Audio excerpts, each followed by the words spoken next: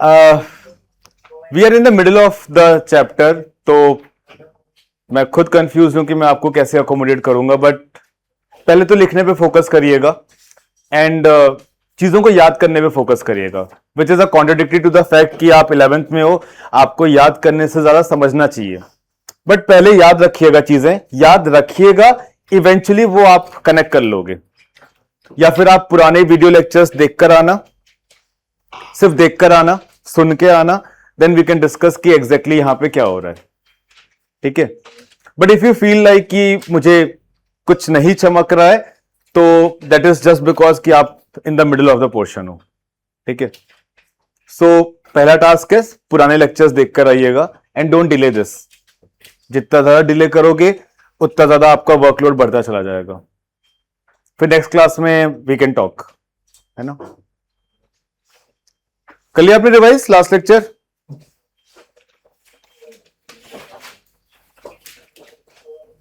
Please revise कर लीजिए, कोई डाउट्स हैं तो पूछ लीजिए, ताकि फिर बची हुई चीजें मैं पूछ लूं आपसे।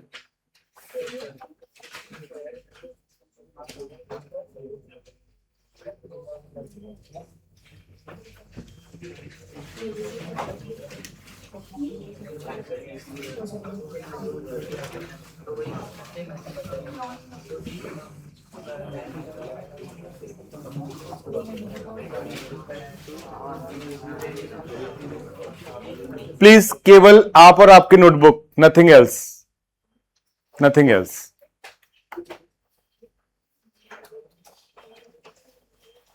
आप तीनों में से कौन नहीं लेकर आया है?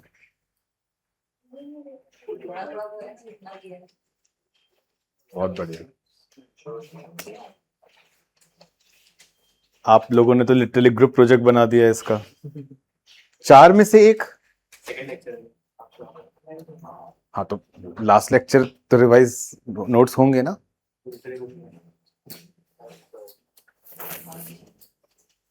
मैं क्या बोलूं ऐसे, गाली देना अलाउड नहीं है ना। आप दोनों? अरे तो फर्स्ट लेक्चर की नोट्स आपके कहाँ हैं? दूसरी बुक में जो फर्स्ट लेक्चर ही है। ठीक है,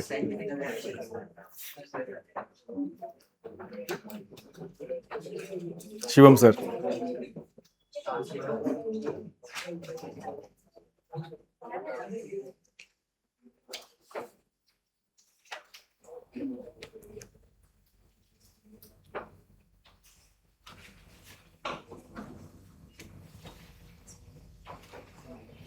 पहले क्वेश्चन का आंसर कौन करेगा?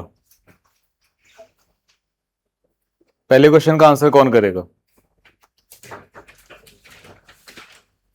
No one confident enough to face a question?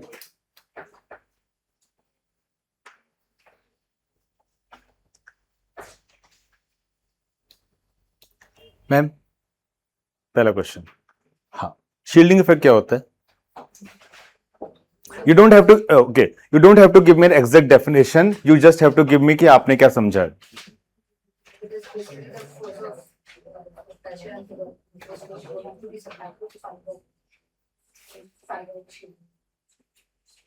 Okay, anyone else? एक मिनट, कितने लोग हैं यहाँ पे? ये पहला लेक्चर या दूसरा लेक्चर है? Lot of people. आप बताइए फिर, शील्डिंग क्या होता है? कुछ तो होता है, ऐसा मना कर रहे हो कि कुछ नहीं होता? होता है भाई, क्या होता है? फोर्स ऑफ अट्रैक्शन तो फोर्स ऑफ अट्रैक्शन होता है, वो शील्डिंग क्यों होगा? आप बताइए।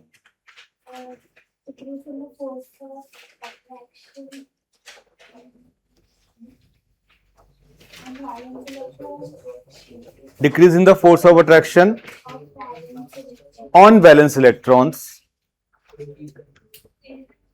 प्लीज प्लीज केवल मेरे से बात करिए, ठीक है?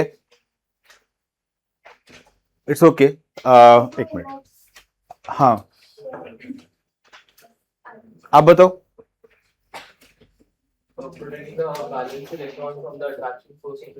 Sorry? The inner electrons protect the outer shell electrons, the outer motion electron from the attraction force of the nucleus. Acceptable है ना? आप बताइए। Basically, the pull of the force of attraction, which is on the valence electron, is reduced because of the inner electrons which repel the outermost electron. Right? Order क्या होता है shielding effect का?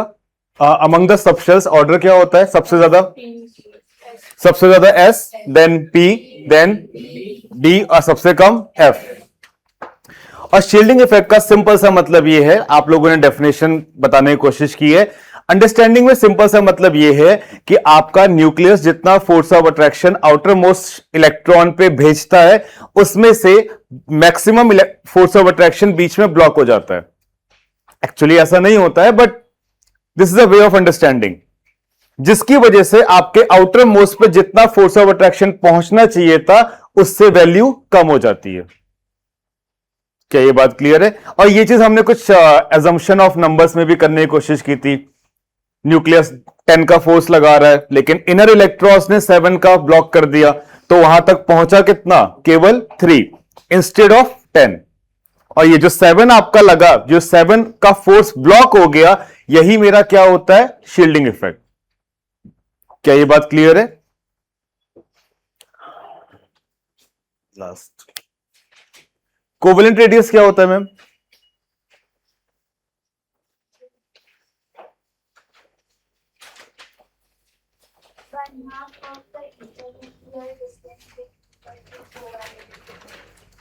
One half of the internuclear distance between the two covalently bonded atoms.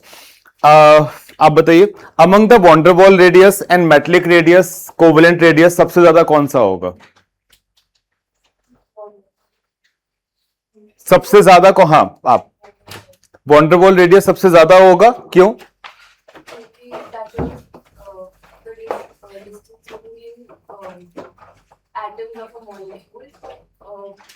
molecules are far apart and बाकी metals are side by side and covalent bond with sharing, तो वो काम। क्योंकि von der Waals radius में आपका जो distance होता है वो दो मॉलिक्यूल के जो नियरेस्ट एटम्स होते हैं उनके बीच का होता है, और उससे ज्यादा छोटा क्या होगा? मेटेलिक। क्यों? क्योंकि मेटेलिक में आपके एटम्स कैसे होते हैं? जस्ट एक दूसरे को केवल टच कर रहे होते हैं। उससे ज्यादा छोटा क्या हो जाएगा? कोवेलेंट, क्योंकि वहां पे ओवरलैपिंग होती है, और जितनी ज्यादा ओवरलैपिंग होगी बॉन्ड लेंथ आपका उतना ही कम हो जाएगा। टेक्निकली ये जो आपका एटम है, ठीक है, इसके और इसके न्यूक्लियस के बीच का जो डिस्टेंस है ना, इसी डिस्टेंस को आप बॉन्ड लेंथ भी कहते हो।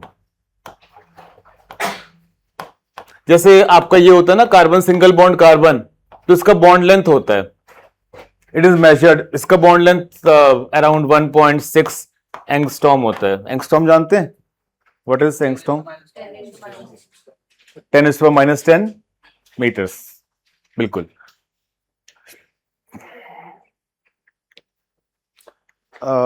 चलिए, लास्ट टॉपिक क्या था हमारा?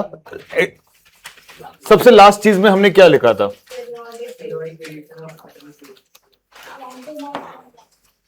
लेंथेनाइड कॉन्ट्रैक्शन किया था।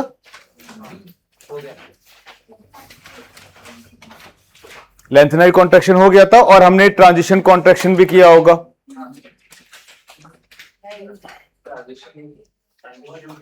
आप बताइए मैम, कैटायन और उसके पेरेंट एटम में हमेशा किसका एटॉमिक साइज ज्यादा होगा? कैटायन और उसके पेरेंट एटम में किसका एटॉमिक साइज हमेशा ज्यादा होगा? पेरेंट एटम का। क्यों? या फिर the same question in other words, कि कैटायन का साइज हमेशा पेरेंट एटम के कंपैरिजन में कम क्यों होगा?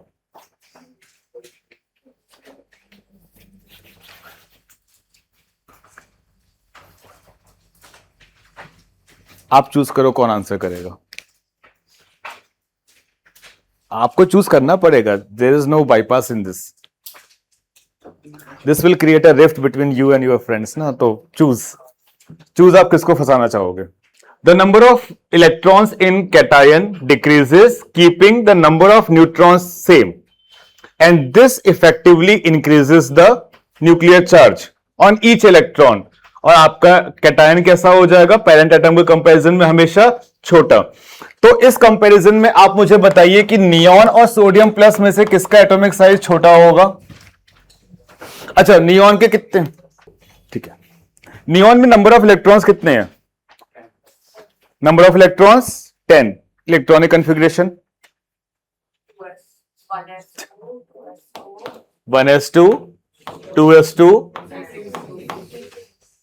2p 2p6। Sodium Na plus का Na प्लस में नंबर ऑफ इलेक्ट्रॉन्स कितने हैं? नंबर ऑफ इलेक्ट्रॉन्स कितने हैं Na प्लस में? Na प्लस में कितने नंबर ऑफ इलेक्ट्रॉन्स हैं? 10। लेकिन एटॉमिक नंबर आपका डिपेंड किस पे करता है? नंबर ऑफ प्रोटॉन्स पे। तो Na प्लस में अभी भी नंबर ऑफ प्रोटॉन्स कितने हैं? 11 ही हैं। And Z is a representation for atomic number ना। आपने इस तरीके से किया होगा ना, कोई भी एलिमेंट आपका X है तो उसका एटॉमिक नंबर यहां लिखते हैं, एटॉमिक मास आप ऊपर लिखते हो, ये किया होगा ना आपने। तो इन दोनों में से एटॉमिक साइज किसका छोटा होना चाहिए या बराबर होना चाहिए?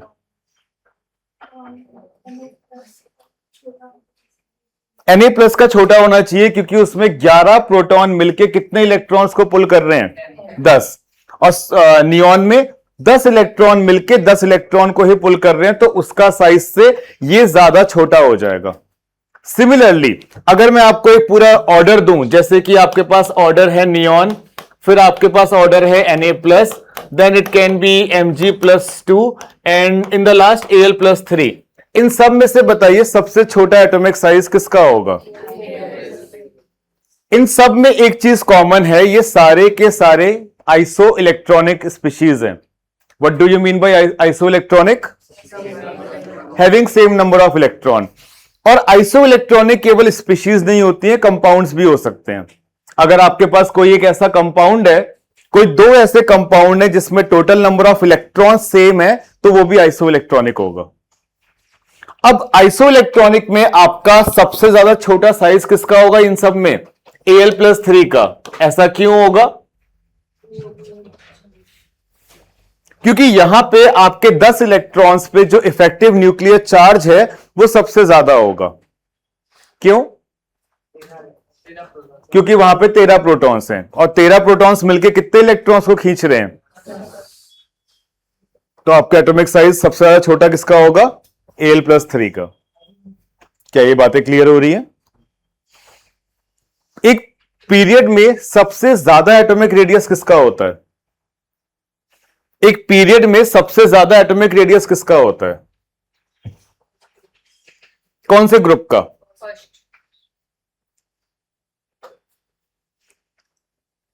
एक पीरियड में सबसे ज्यादा एटॉमिक रेडियस होता है नोबल गैसेस का। And it is not due to the fact कि नोबल गैसेस का सच में ज्यादा होता है, it is due to the fact कि नोबल गैसेस में जो हम एटॉमिक रेडियस कैलकुलेट करते हैं वो होता है वॉन डेर वाल रेडियस। और वॉन डेर वाल रेडियस का जो बाय डेफिनेशन है कैलकुलेशन का, उसकी वजह से उसकी वैल्यू बाकी से हमेशा ज्यादा ही आएगी। क्यों? क्योंकि वॉन डेर वाल रेडियस में आप करते क्या हो? आप दो मॉलिक्यूल के नियरेस्ट एटम के बीच का डिस्टेंस मेजर करते हो, तो वो हमेशा मेटलिक से ज्यादा ही आएगा। क्या ये बातें क्लियर है? चलिए ठीक है, तो आगे बढ़ते हैं। अच्छा हाँ, लेंथेनाइड कॉन्ट्रैक्शन आप बताइए। Sorry,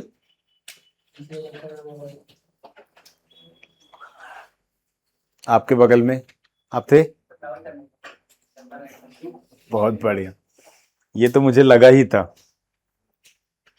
anyone who can try, not looking for the right answer, looking for an attempt, looking for an attempt जो आंसर करना चाहे। यस बताइए। आपने कुछ ऐसा बोले थे कि जो एटॉमिक रेडियस बढ़ता है फिर वो नीचे आके उतना ही कम हो जाता है। हाँ बिल्कुल, यहां तक तो सही हो आप। वजह से वो चीज वो कम हो जाती है सर। ये भी सही है। इक्वल कम। मैंने कुछ आपको इस तरीके से बोला था कि आप जब डाउन द ग्रुप जाते हो तो एक शेल बढ़ता है, शेल बढ़ने की वजह से आपने एटॉमिक साइज कमाया, लेकिन एक्चुअली में जब आप डाउन द ग्रुप जाते हो तो आप ऐसे जंप करके नीचे नहीं जाते हो, आप अक्रॉस द पीरियड जाते हो। लेकिन जैसे ही आप वापस पीरियड में जाओगे आपको एक्स्ट्रा 14 एलिमेंट से गो थ्रू करना पड़ेगा, और वो एलिमेंट्स कैसे होंगे? Across a period. और जब आप पीरियड में मूव करते हो तो आपका एटॉमिक साइज क्या होता है? धीरे धीरे डिक्रीज होता है।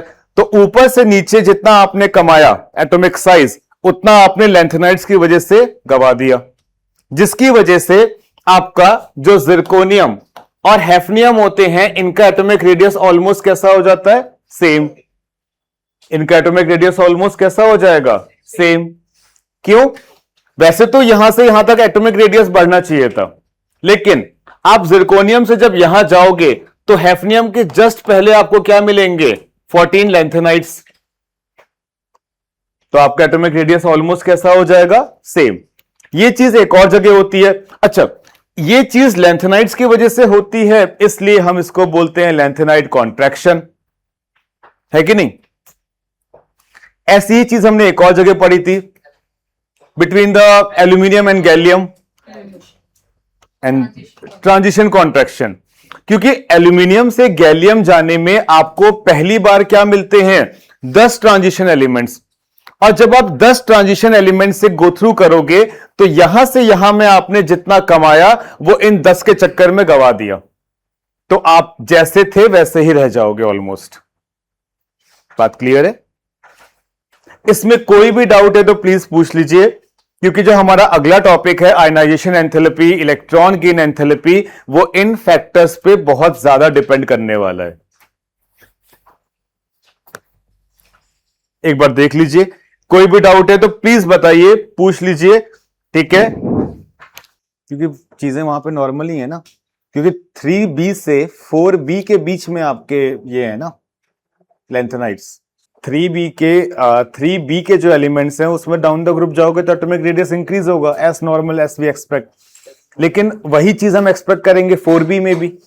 लेकिन 3B और 4B के 5th पीरियड में पहली बार क्या आ जाएंगे? लेंथेनाइड्स। तो जिनकी वजह से अब 3B में नहीं 4B में मुझे लेंथेनाइड कॉन्ट्रैक्शन का इफेक्ट देखने को मिलेगा। 3B is normal.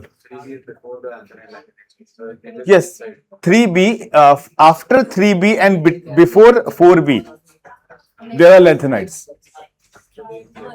तो 3B तो कॉमन है ना, सिंपल है, उसमें कोई दिक्कत नहीं है। चलिए क्लास, नेक्स्ट हेडिंग लिखिएगा, iso electronic series. Iso electronic series, मैंने आपको शायद ये बताया भी था कि आइसो का मतलब क्या होता है? Same. Isothermal same temperature, isobar same pressure, isochoric same volume, है ना? Isoelectronic same electrons.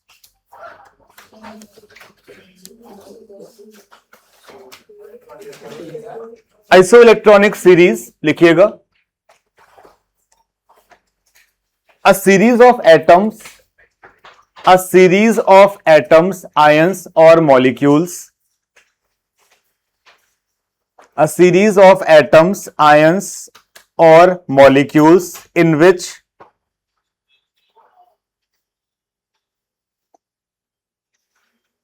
each species contain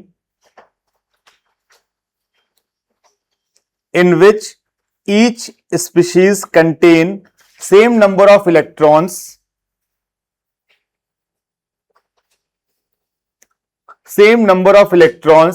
but different nuclear charge, is called same number of electrons but different nuclear charge is called isoelectronic series, is called isoelectronic series.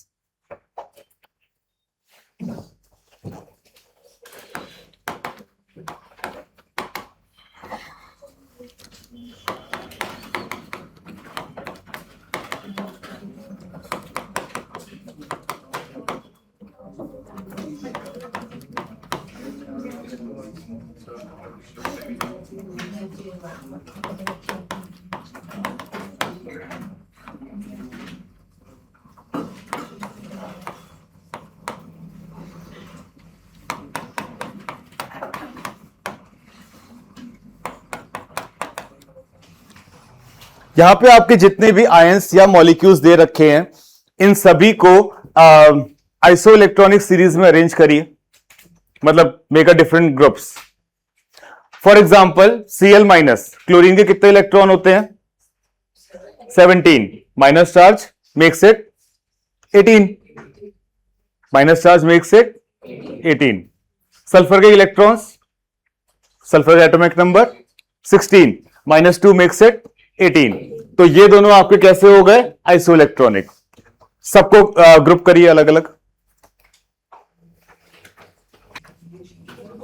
और group करने के लिए आपको सबसे पहले यहां पे सबके पास कितने टोटल नंबर ऑफ इलेक्ट्रॉन्स हैं वो काउंट करना पड़ेगा, और फिर जितने के इलेक्ट्रॉन सेम है उनको एक एक ग्रुप में रखना पड़ेगा।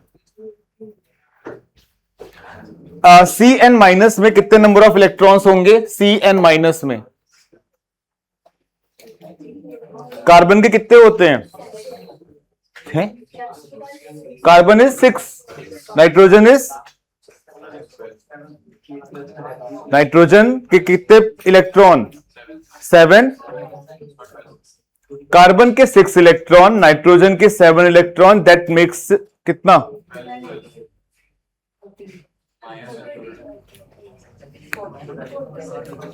कार्बन के 6, नाइट्रोजन के 7 और माइनस का +1, टोटल इलेक्ट्रॉन कितने हो गए? 14। माइनस का माइनस नहीं करना है, प्लस करना है।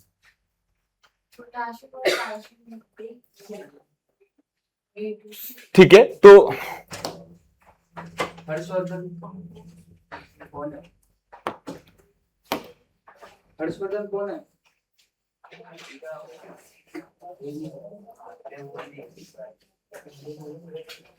Sulphur -2 18, chlorine 18, potassium 18, calcium 18, magnesium +2,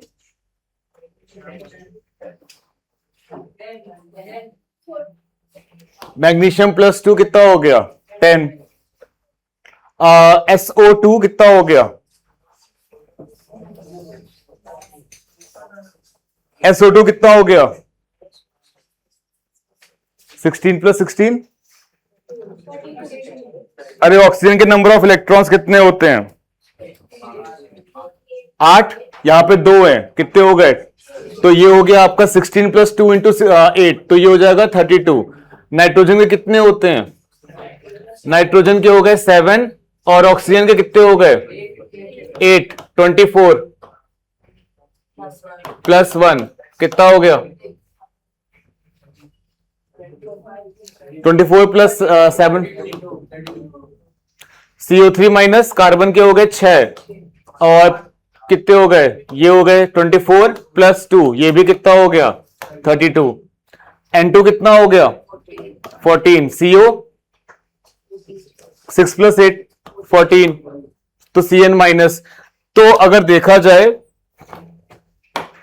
तो आपका ये सारे के सारे एक आइसो इलेक्ट्रॉनिक है, ठीक है। एंड सिमिलरली मेरे ये तीनों आइसो इलेक्ट्रॉनिक है। क्रिश और यथार्थ आप लेक्चर खत्म होगा नीचे मुझसे मिलना, ठीक है। और ये तीनों मेरे एक हो जाएंगे, और Mg+2 आपको किसी में नहीं आएगा। Mg+2 को अगर आइसो इलेक्ट्रॉनिक करना है तो उसके लिए हमें यहां पे लिखना पड़ेगा Na+, और या फिर मेरे को लिखना पड़ेगा Al+3, या लिखना पड़ेगा नियॉन। क्लास ये लिखा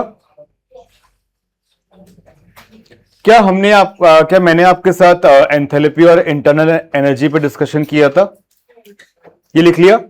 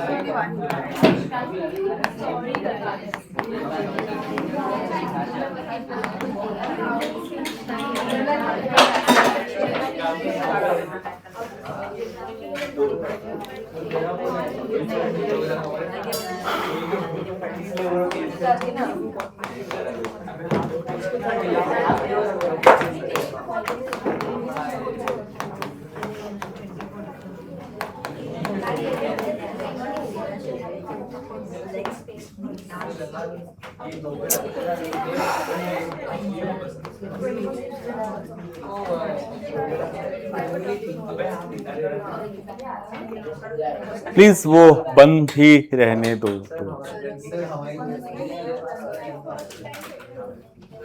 गर्मी लग रही है? नहीं लग रही है तो बंद कर दो। हाँ लग रही है? पक्का? श्योर? गर्मी लग रही है? आओ आगे जाओ। आओ यार, बहुत मस्त एसी चल रहा है 18 पे। मेरी तो मजबूरी है कि मैं वहां नहीं पढ़ा सकता ना आके। आप आ जाओ। हाँ वहां पे वो गर्मी लगने लग रही है ना? बहुत बढ़िया, देखा? सी क्लास, चलिए सुनिएगा। सिस्टम क्या होता है? हाँ मैम, वो वाला नहीं, ठीक है? ये इंस्टाग्राम रॉटिंग वाला चीज नहीं। System is a thermodynamic terms, और यही चीज आपकी फिजिक्स में भी आएगी, but in a different way, जिसको आप कहते हो frame of reference. Frame of reference का मतलब ये हो गया कि अगर आप एक कार में बैठे हो, ठीक है, तो आप उस वक्त स्टेशनरी हो, मतलब रुके हुए हो, या आप मूविंग हो, ये इस बात पर डिपेंड करेगा कि आप जो भी आपको ऑब्जर्व कर रहा है वो कहां पर है, उसका फ्रेम ऑफ रेफरेंस क्या है। अगर वो आपके कार में आपके बगल में बैठा है तो उसके लिए आप स्टेशनरी हो, लेकिन अगर वही कोई ऑब्जेक्ट अगर बाहर से ऑब्जर्व करेगा तो उसके लिए आप स्टेशनरी नहीं हो, आप किसी वेलोसिटी से मूव कर रहे हो।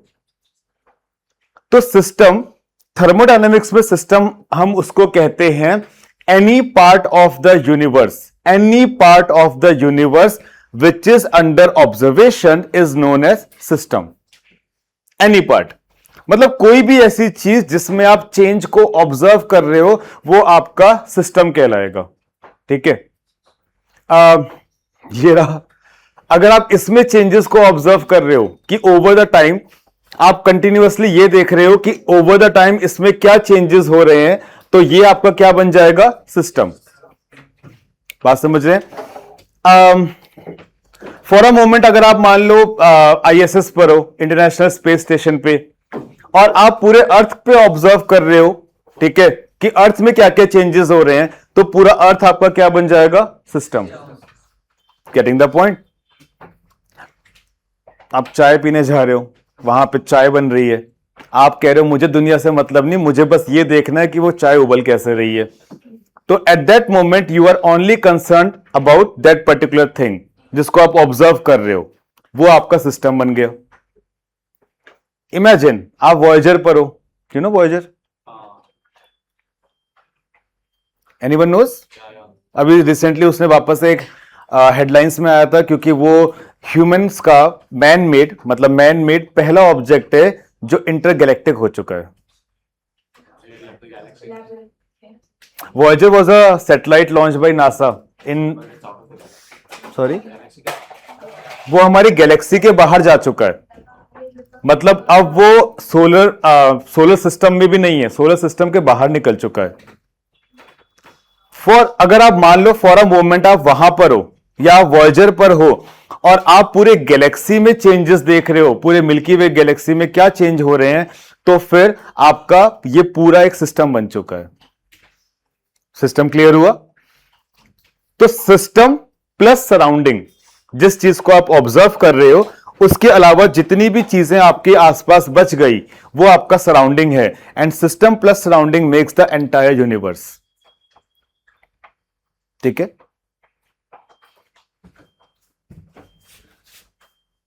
अगर मैं ऑब्जर्व कर रहा हूं इस बॉटल में कि इस पानी का टेम्परेचर कैसे चेंज हो रहा है, तो वो पानी का जो पानी है ये मेरा सिस्टम है, और ये जो लेयर है, दिस लेयर, इस लेयर को हम कहते हैं बाउंड्री।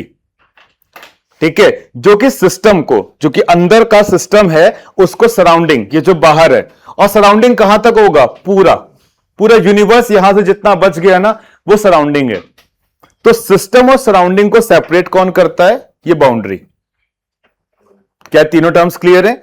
सिस्टम वो चीज है जो मेरे ऑब्जर्वेशन में है, सराउंडिंग क्या है इसके अलावा पूरी दुनिया, और सिस्टम और सराउंडिंग को बीच में जो डिफरेंशिएट करता है वो क्या हो जाता है? आपका बाउंड्री।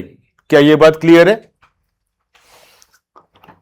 अब देखिए आपके पास यहां पे दो टर्म्स हैं और इन दोनों टर्म्स को समझना, इसमें से भी एंथैल्पी को समझना बहुत इंपॉर्टेंट है फिलहाल के लिए, क्योंकि अगला जो आपका टॉपिक है वो है आयोनाइजेशन एंथैल्पी।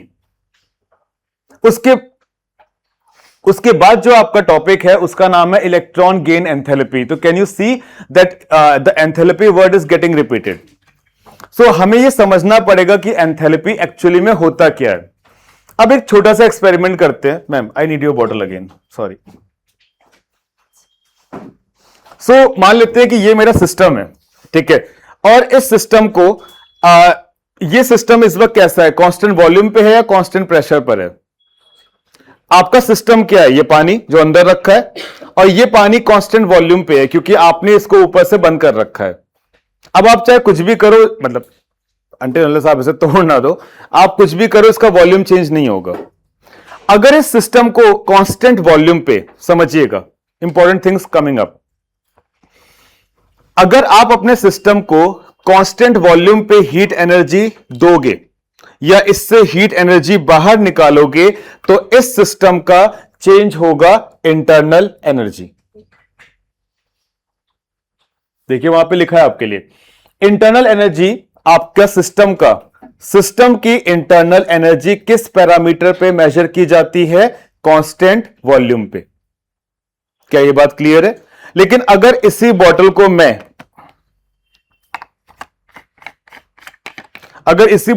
इस वक्त यहां से खोल दूं, तो इस पानी के सरफेस पे अब मेरा कांस्टेंट वॉल्यूम नहीं है।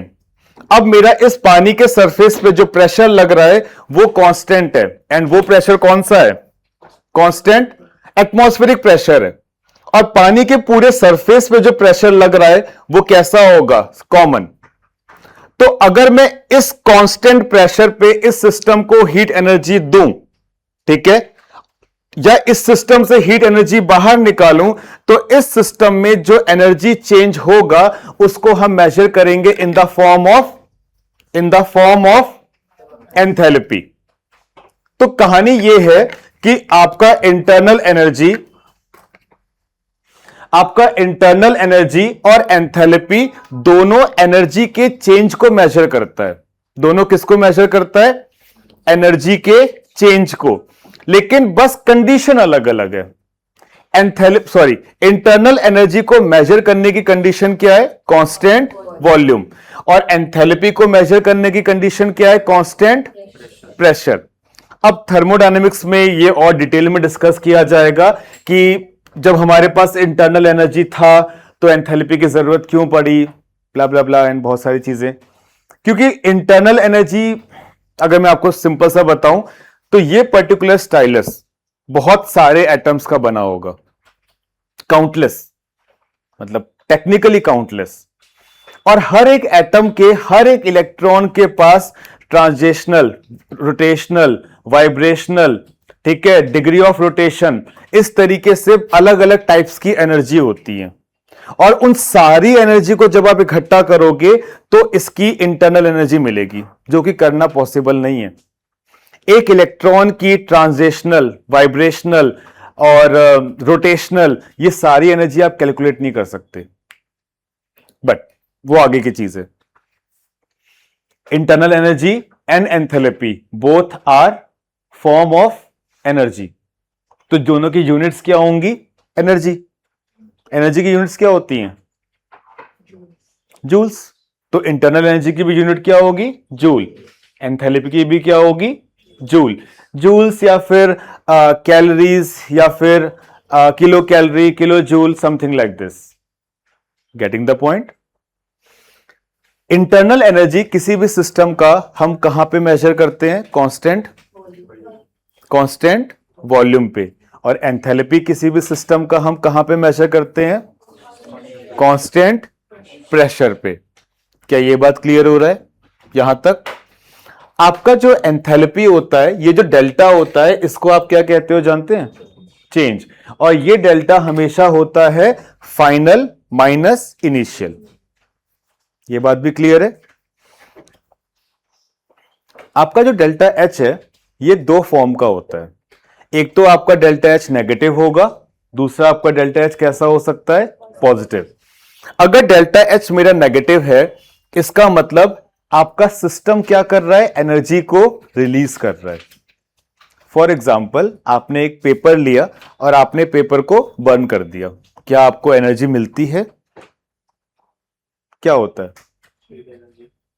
अगर आपने वुड्स को जला दिया, लकड़ी जलाई आपने, तो आपको एनर्जी मिलती है? आपको गर्म फील होता है या ठंडा फील होता है?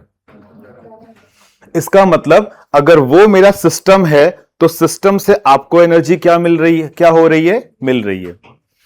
तो डेल्टा एच नेगेटिव का मतलब सिस्टम कैसा है? एक्सोथर्मिक। एक्सोथर्मिक का मतलब सिस्टम एनर्जी क्या कर रहा है? रिलीज कर रहा है। ह्यूमन बॉडी का डेल्टा एच कैसा होगा? नेगेटिव या पॉजिटिव? अगर मैं एक सिस्टम हूं, आप मुझे ऑब्जर्व कर रहे हो, और आपके लिए अगर मैं एक सिस्टम हूं, तो मैं ह्यूमन बॉडी एक हर वक्त एनर्जी को रिलीज करता है ना, तो मेरा डेल्टा एच कैसा होगा? इनफैक्ट सबका डेल्टा एच कैसा होगा? नेगेटिव। और इसी डेल्टा एच नेगेटिव की वजह से हमारी एनर्जी लो होती है, जिसे हमें फुलफिल करने के लिए वापस से खाना खाना पड़ता है, और यही प्रोसेस चलता रहता है। क्या ये बात समझ रहे हैं? अगर मेरा डेल्टा एच पॉजिटिव है तो इसका मतलब क्या होगा? एंडोथर्मिक। इसका मतलब सिस्टम आपका एनर्जी क्या कर रहा है? एब्जॉर्ब कर रहा है। जैसे अगर आप अपने हाथ में एक आइस क्यूब रखोगे तो वो मेल्ट होगा, और उस प्रोसेस में आपको ठंडा लगता है। क्यों? क्योंकि आइस ठंडी हवा फेंकता है? नहीं। क्यों लगता है ठंडा? क्योंकि आइस मेल्ट होने के लिए आपकी बॉडी से एनर्जी को एब्जॉर्ब करता है, और जब वहां पे एनर्जी कम हो जाती है तो वहां पे आपको क्या लगता है? ठंडा। क्या ये बात समझ रहे हैं? तो जरा एक बार लास्ट बार बता दीजिए, enthalpy and internal energy both are the form of, both are the measurement form of energy. और इंटरनल एनर्जी को हम कैसे मेजर करते हैं? कांस्टेंट वॉल्यूम पे। एंथैल्पी को कांस्टेंट प्रेशर पे। एंथैल्पी के कितने टाइप तो इसके भी होते हैं, बट हम यहां नहीं जा रहे हैं। एंथैल्पी के कितने टाइप्स होते हैं? दो। पहला डेल्टा एच नेगेटिव, मतलब सिस्टम कैसा है? सिस्टम कैसा है? एक्सोथर्मिक। इसका मतलब सिस्टम आपका हीट एनर्जी को रिलीज कर रहा है। सिस्टम आपका एनर्जी को क्या कर रहा है? रिलीज कर रहा है। और अगर डेल्टा एच पॉजिटिव है, इसका मतलब सिस्टम आपका एनर्जी को एब्जॉर्ब कर रहा है। क्या ये बात क्लियर है? क्या आपको यह पता है कि energy is inversely proportional to stability? पता है? ये हमने डिस्कस किया है। Energy is inversely proportional to stability. तो आपका अगर डेल्टा एच नेगेटिव है तो सिस्टम आपका स्टेबल हो रहा है या अनस्टेबल? कैसा हो रहा है? स्टेबल।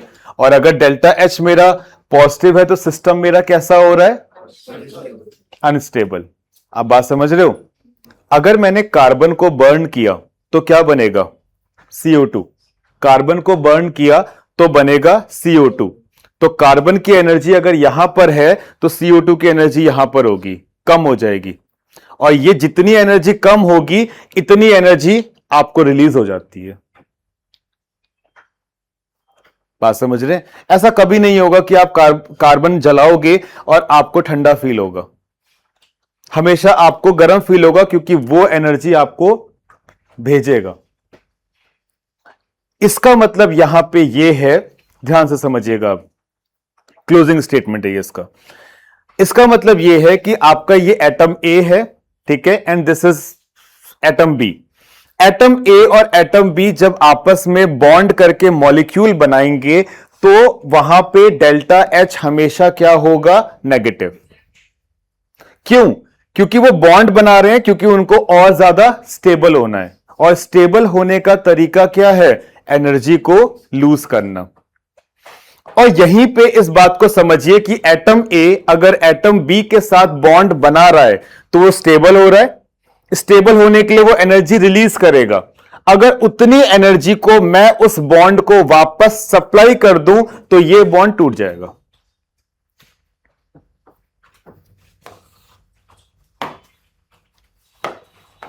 कुछ कहने का मतलब ऐसा है कि आपका एटम ए दूसरे एटम ए के साथ मिलके एक मॉलिक्यूल बना रहा है, ठीक है।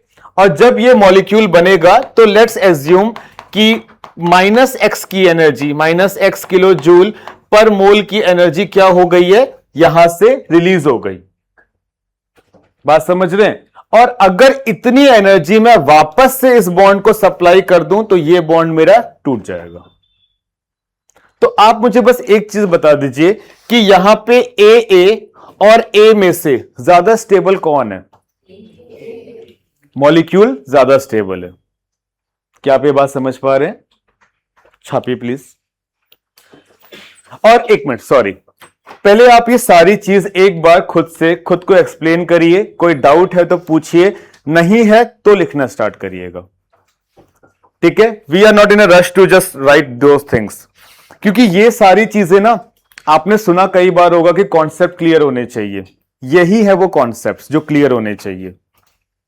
सो पहले इन पूरी चीज को देखिए, समझिए, डाउट है तो पूछिए, नहीं है तो लिखना स्टार्ट करिए।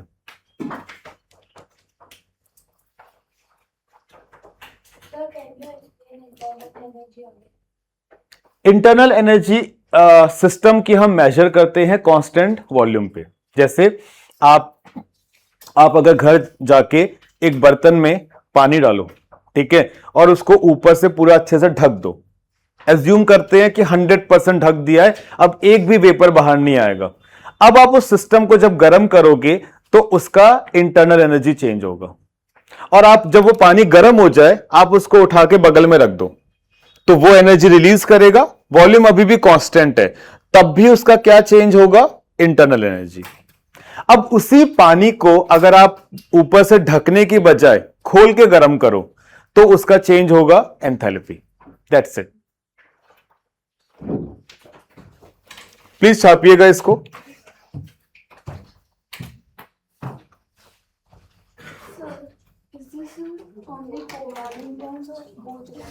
Both ionic bond also.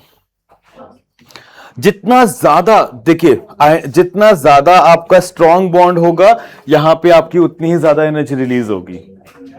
और फिर उसको, और जितना ज्यादा एनर्जी रिलीज होगी बॉन्ड उतना ही स्टेबल होगा, और फिर उसको तोड़ने में उतनी ही एनर्जी सप्लाई करनी पड़ेगी, है कि नहीं?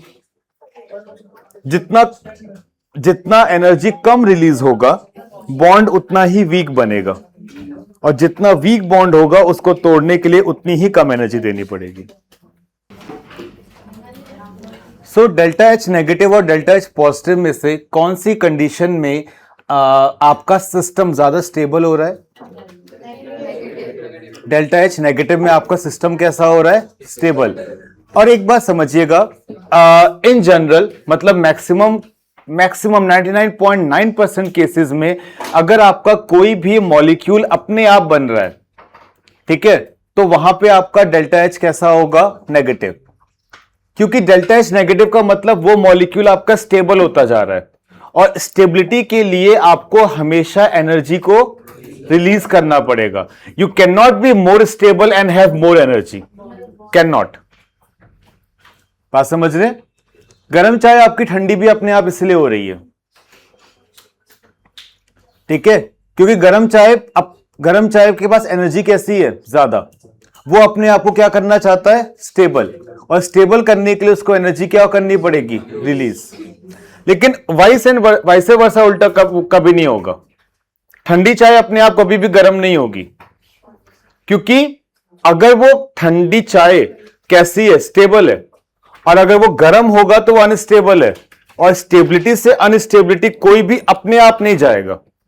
आप कर सकते हो, आप एनर्जी दे दो, हो जाएगा, अपने आप नहीं होगा। क्लियर? छापा? क्या डेल्टा एच नेगेटिव में आपने ये लिखा कि वो स्टेबल होगा ज्यादा? मैंने नहीं लिखा है, प्लीज लिख लीजिएगा। डेल्टा एच नेगेटिव में आपका मॉलिक्यूल कैसा होगा? सिस्टम कैसा होगा? सिस्टम ज्यादा स्टेबल होगा। और डेल्टा एच पॉजिटिव में सिस्टम क्या हो जाएगा?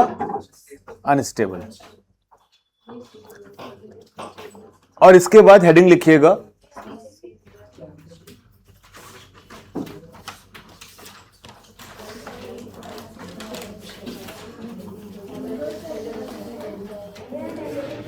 इसके बाद हेडिंग लिखिएगा ionisation enthalpy. Ionisation enthalpy, sorry, repeat. Heading लिखिए ionisation enthalpy.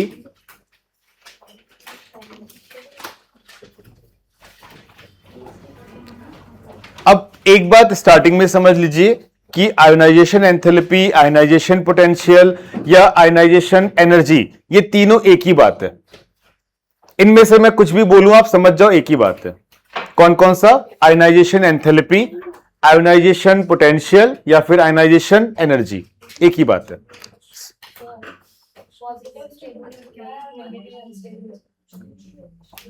Negative, delta H negative में सिस्टम सिस्टम स्टेबल होता है, और डेल्टा एच पॉजिटिव में सिस्टम आपका अनस्टेबल होता है। आप खुद देख लीजिए ना, आइस आपका ज्यादा स्टेबल है कंपेयर टू वाटर, और आइस को अगर वाटर में कन्वर्ट करना है तो आइस एनर्जी अब्सॉर्ब करेगा।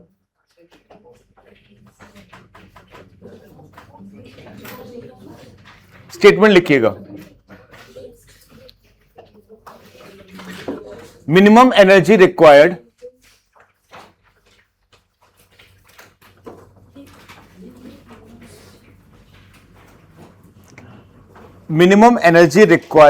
to remove outermost shell electron, minimum energy required to remove outermost shell electron in ground state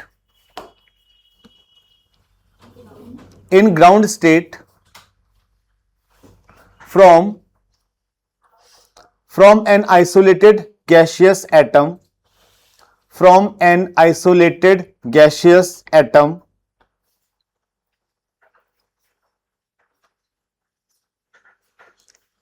फिर जरा ब्रैकेट में लिखिएगा आइसोलेटेड का मतलब क्या हुआ? Without any bonding. ब्रैकेट में लिखिएगा isolated means without any bonding with other atom.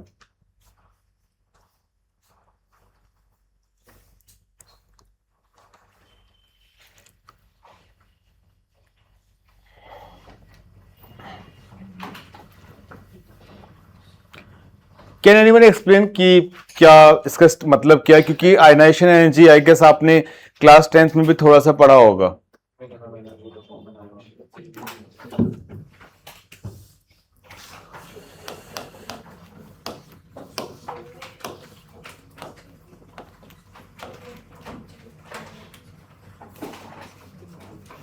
जरा यहां पे देखिएगा, ये पर्टिकुलर मेरे पास कोई भी एक एटम है और आपको पता है कि फर्स्ट शेल में 2, सेकंड शेल में 8 और and so on. Ionisation energy का हमेशा मतलब ये होगा कि आपको वैलेंस शेल से इलेक्ट्रॉन निकालना है. अगर आपने इस इलेक्ट्रॉन को यहां से बाहर निकाला तो वो एनर्जी आपकी आयनाइजेशन एनर्जी में काउंट नहीं होगी. बात समझ रहे हैं? तो यहां पे ना आपकी डेफिनेशन में 3 इंपॉर्टेंट चीजें हैं. पहला, द मिनिमम एनर्जी. दूसरा, फ्रॉम द वैलेंस शेल. ठीक है. और तीसरा, isolated gaseous atom. Why do we need a minimum energy?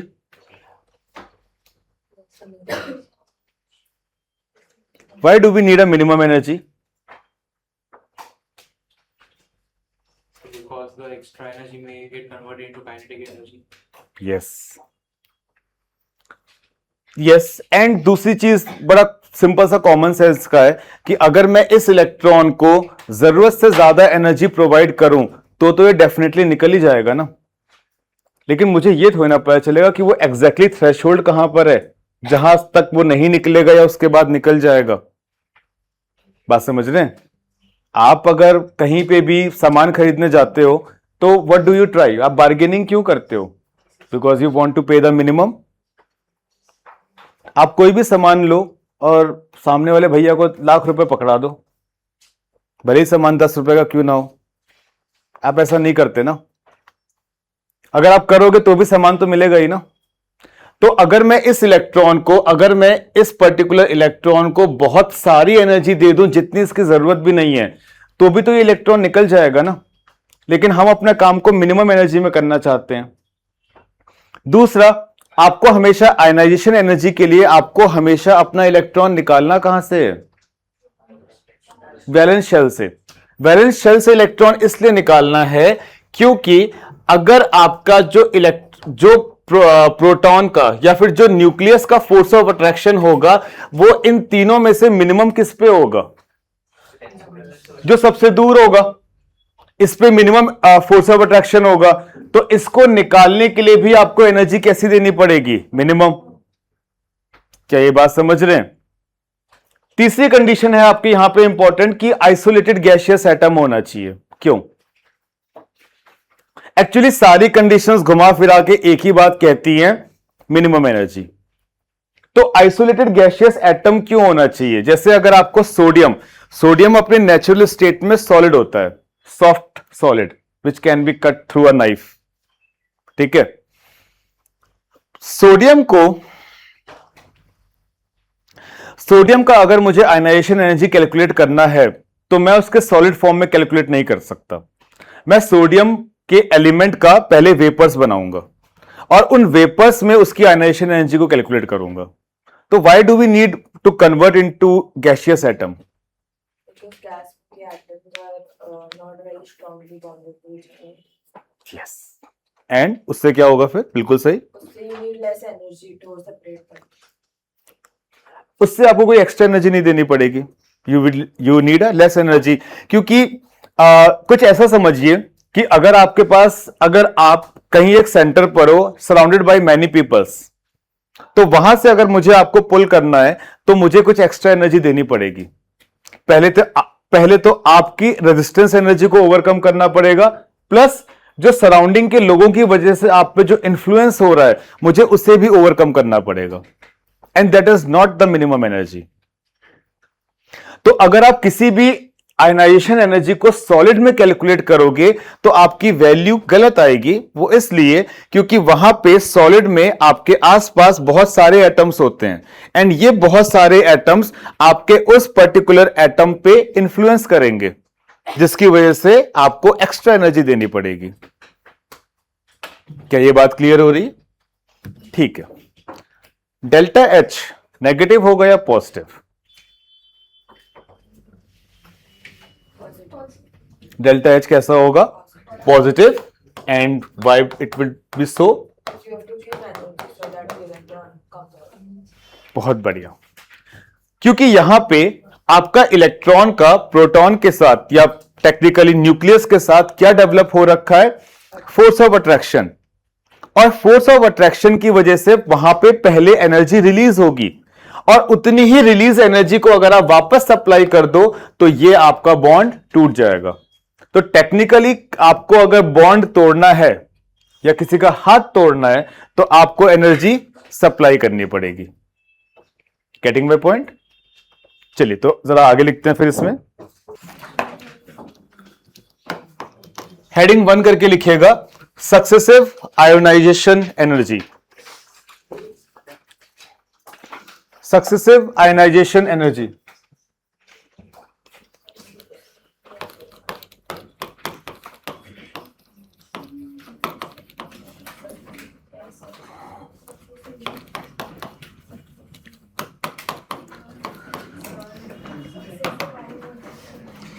Successive ionisation energy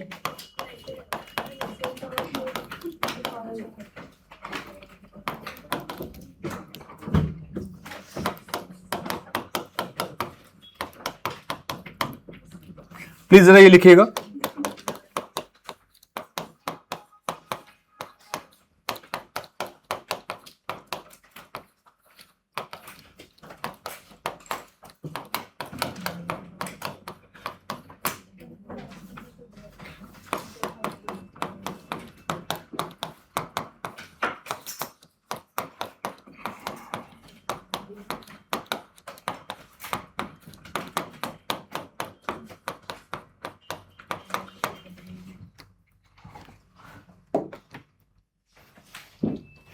मतलब मेरे पास ये एक न्यूट्रल एटम है, इसको मैंने फर्स्ट आयनाइजेशन एनर्जी दी तो ये आयन बना. ठीक है, अब इस आयन से मुझे एक और इलेक्ट्रॉन निकालना है तो मैंने सेकेंड आयनाइजेशन एनर्जी दिया, और अगर मुझे एक और इलेक्ट्रॉन निकालना है तो this is third ionisation energy. इन तीनों में से फर्स्ट आयनाइजेशन, सेकेंड और थर्ड में से सबसे ज्यादा आयनाइजेशन एनर्जी कौन सी होगी? ऐसा क्यों? हाँ नहीं, तीन इलेक्ट्रॉन्स नहीं निकाले मैंने, यहां पे भी एक ही निकाला, यहां पे भी एक ही निकाला, यहां पे भी एक ही निकाला. न्यूक्लियर चार्ज बिल्कुल बिल्कुल सही. क्योंकि जब आप एक इलेक्ट्रॉन निकालेंगे तो एटॉमिक साइज क्या करेगा? श्रिंक करेगा ना, जिससे आपका आउटर मोस्ट अब और पास आ जाएगा न्यूक्लियस के. फिर जब आप दूसरा निकालोगे तो पहले वाले से ज्यादा एनर्जी देनी पड़ेगी. जब आप दूसरा भी निकाल लोगे तो एटॉमिक साइज और छोटा हो जाएगा, क्योंकि नंबर ऑफ प्रोटॉन्स तो उतने ही रहेंगे ना, लेकिन नंबर ऑफ इलेक्ट्रॉन्स कम होते जाएंगे तो Z इफेक्टिव बढ़ता चला जाएगा, एटॉमिक साइज श्रिंक होगा. आप न्यूक्लियस के जितना ज्यादा पास होगे आपका फोर्स ऑफ अट्रैक्शन उतना ही ज्यादा होगा. क्या ये बात समझ रहे हैं? तो क्या मैं यहां पे ये लिख सकता हूं कि E1 will be less than E2 and will be less than E3 and so on? And what is E1? First ionization energy. What is E2? Second ionization energy. यार इसको ना कोई तो दिक्कत है आपकी क्लास से, इस पर्टिकुलर क्लास से. ये जो भी ऊपर बंदा काम कर रहा है, इसके पहले वाली क्लास में ऐसा नहीं था. मतलब फ्राइडे को आफ्टरनून में ही. ठीक है, तो उसको प्रॉब्लम मेरे से है आपसे भी नहीं है. ठीक है, मेरे से है.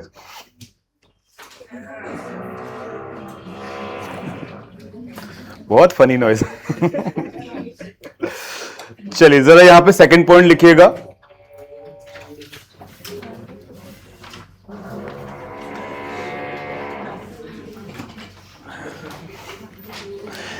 क्या ये चीज क्लियर हुई आपको?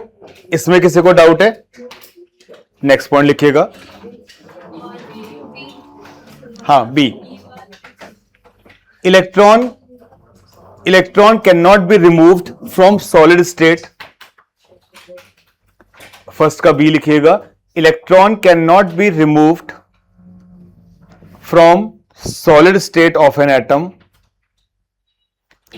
cannot be removed from solid state of an atom. It has to convert in gaseous form.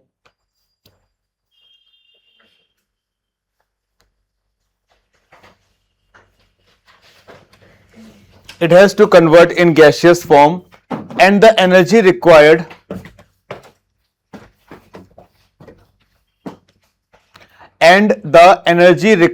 for this conversion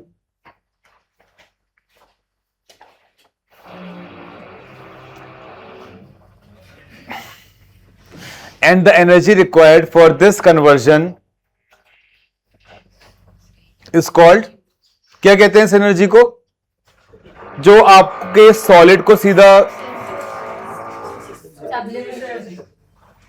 sublimation,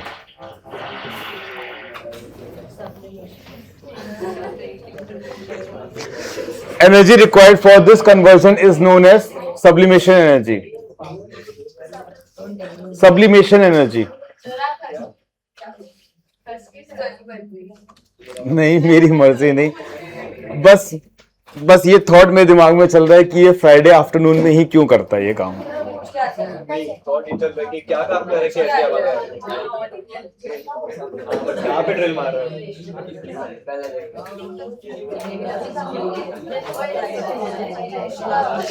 चलिए नेक्स्ट पॉइंट लिखिएगा.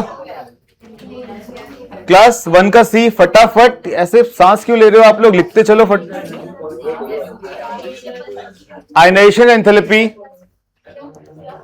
आयनाइजेशन एंथैल्पी इज ऑलवेज, हाँ अरे क्या नहीं, point number C. Ionisation enthalpy is always endothermic. Ionisation enthalpy is always endothermic. तो delta H कैसा होगा, positive. Ionisation enthalpy is always endothermic and it is measured in electron volt per atom,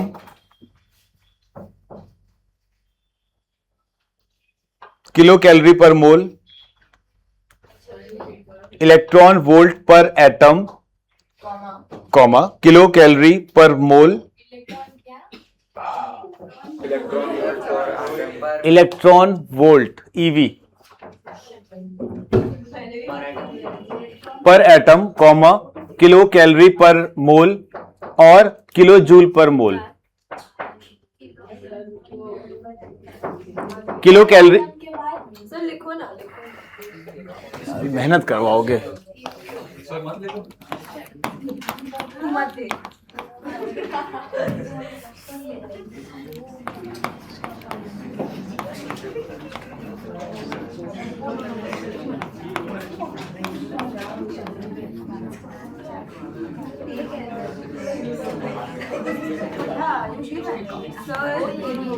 हाँ बोलिए बोलिए.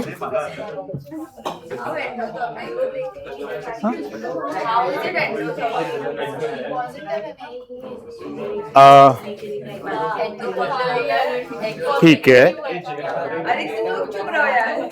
आपको क्या लग रहा है, इट शुड बी एक्सोथर्मिक.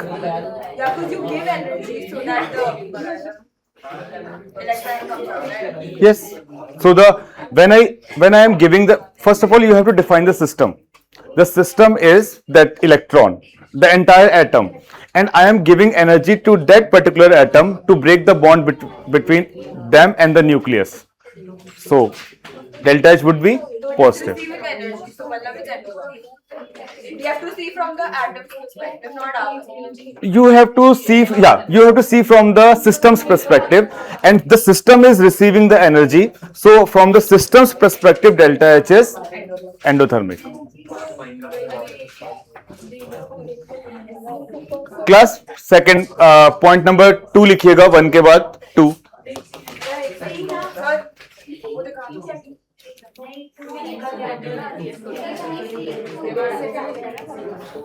छाप लिया.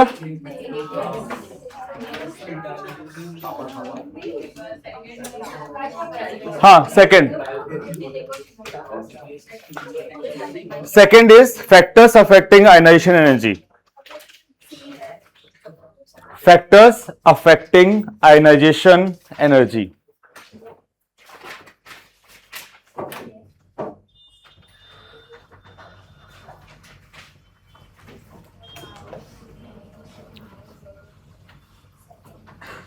आप ही बताओ,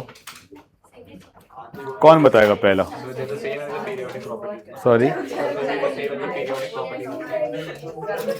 समझा नहीं, I didn't get you. Will it be the same as the periodic properties of factors?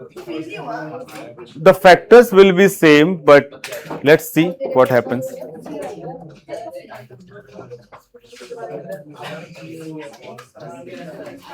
Yes,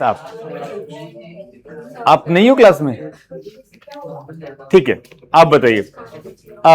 ionization enthalpy आपका एटॉमिक साइज के साथ कैसा रिलेशनशिप होगा? मतलब डायगोनल, मतलब इनवर्सली प्रोपोर्शनल या डायरेक्टली प्रोपोर्शनल?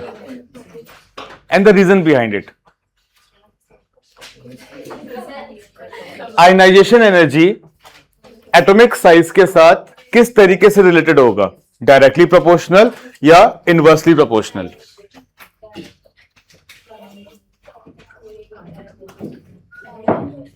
और मैम आप अगर आंसर नहीं कर पाओगे तो आपको ही चूज करना पड़ेगा कि आंसर कौन करेगा.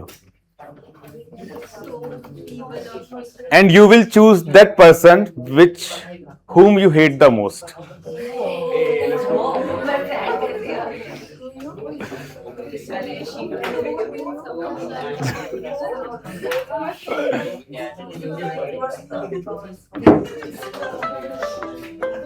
नहीं, आप पे क्वेश्चन आएगा. पहले तो फिलहाल सबका आएगा नंबर, टेंशन मत लो. एक दिन सबका नंबर आएगा.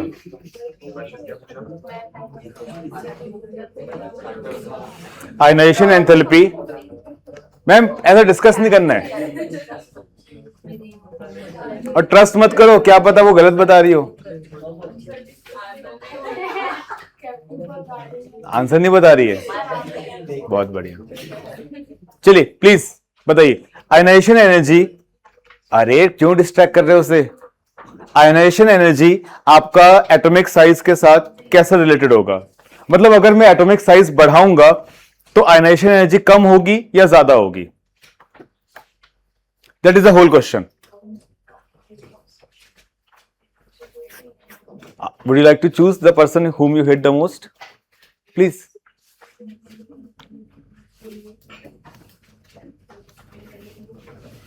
मैम या तो आप आंसर, आप डिस्ट्रैक्ट करोगे तो दिक्कत हो जाएगी. Answer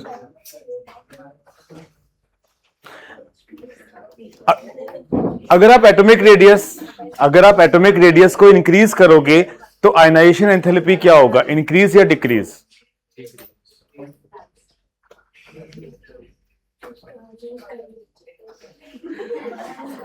ma'am please take a decision fast. कौन? चलो तुम बताओ, तुम्हें चूज किया. उसे चूज किया. अबे आंसर पे फोकस कर. आंसर सुन लीजिए please. To increase the atomic radius, it decreases. The energy decreases. The energy required to remove is decreased. Then, yeah, that's it. पीछे बहुत अच्छा लग रहा है बेटे, इधर देखने से सुन ले, ठीक है? If you increase the atomic radius, it decreases. So ionization energy is inversely proportional to atomic radius, क्योंकि रीजन ये है कि अगर आप एटॉमिक रेडियस बढ़ाओगे तो आपका जो आउटर मोस्ट इलेक्ट्रॉन होगा उसका न्यूक्लियस से डिस्टेंस बढ़ेगा. डिस्टेंस बढ़ेगा तो उस इलेक्ट्रॉन पे फोर्स ऑफ अट्रैक्शन कम होगा, और फोर्स ऑफ अट्रैक्शन कम होगा तो उस इलेक्ट्रॉन को उस सिस्टम से बाहर निकालना आसान हो जाएगा. सो लिखिएगा जरा फैक्टर्स में पहला, atomic ionization energy is inversely proportional to atomic radius. तुम चूज करो अब कौन आंसर करेगा अगला. ऐसा पूछ के नहीं करना होता है. Atomic ionization energy is inversely proportional to atomic radius.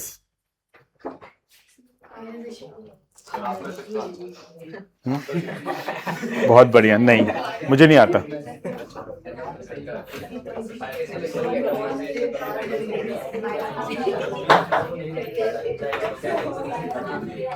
Choose करो यार जल्दी.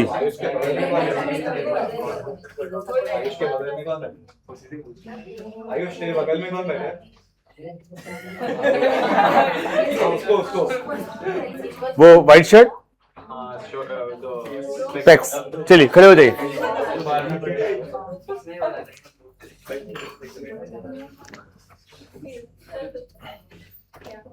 Chit chat. Ionization energy effective nuclear charge के साथ कैसा रिलेटेड है? Ionization energy effective nuclear charge के साथ कैसा रिलेटेड होगा? डायरेक्टली या इनवर्सली? अच्छा, इसके पहले वाला लिख लिया ना. कैसा होगा? डायरेक्टली. क्यों?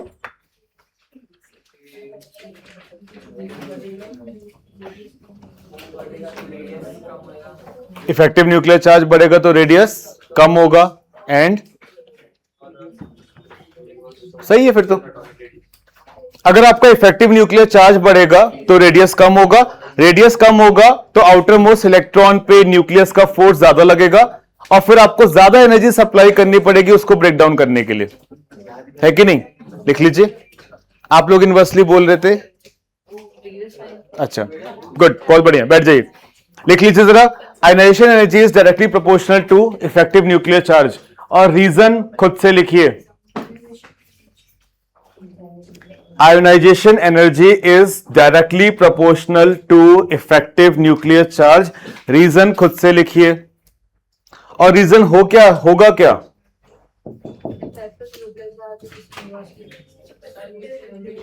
रीजन क्या होगा? Effective nuclear charge increases, atomic size decreases, force of attraction on the outermost electron increases, and hence ionization enthalpy increases. Reason लिखा आपने?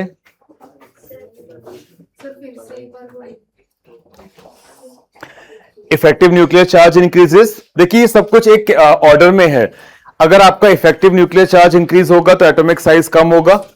एटॉमिक साइज कम होगा तो आउटर मोस्ट इलेक्ट्रॉन पे फोर्स ऑफ अट्रैक्शन बढ़ेगा. और वो फोर्स ऑफ अट्रैक्शन अगर बढ़ गया तो उसको तोड़ने के लिए एनर्जी भी ज्यादा देनी पड़ेगी. Effective nuclear charge increases, atomic size decreases, force of attraction increases. हाँ, ये टाइम मालूम है मेरे को. ये टाइम बंद हो गया. Atomic size decreases and hence atomic size decrease हो गया तो आयनाइजेशन एनर्जी क्या हो जाएगी? बढ़ जाएगी, क्योंकि इसके पहले आपने वही लिखा है ना.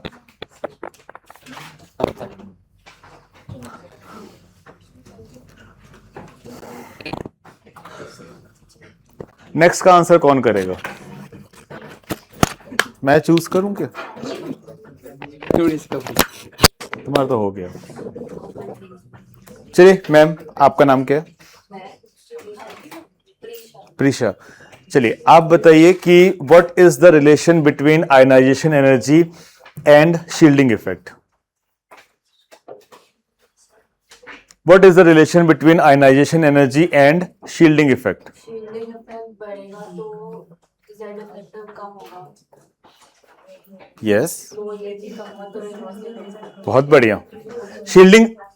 शील्डिंग इफेक्ट अगर आपका बढ़ेगा, ठीक है, शील्डिंग इफेक्ट बढ़ रहा है, इसका मतलब आपका जो न्यूक्लियस का फोर्स है आउटर मोस्ट पे वो पूरा नहीं पहुंच रहा, तो उसको निकालना आसान होगा. तो जितना ज्यादा शील्डिंग इफेक्ट बढ़ेगा उतना ज्यादा आयनाइजेशन एनर्जी कम हो जाएगा. Very good. So ionization energy is inversely proportional to shielding effect. लिख लीजिए. क्लास लिखा आपने? सेकंड के हमने कितने 3 पॉइंट्स लिख लिए, एबीसी.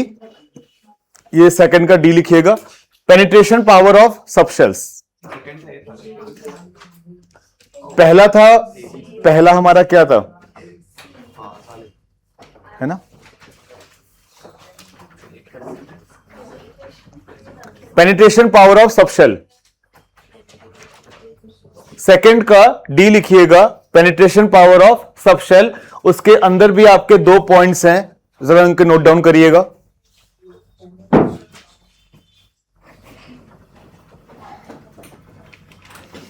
और जरा 1 मिनट प्लीज लिखना बंद करिए, मैं आपको ये एक्सप्लेन कर देता हूं, फिर आप ये लिख लीजिएगा।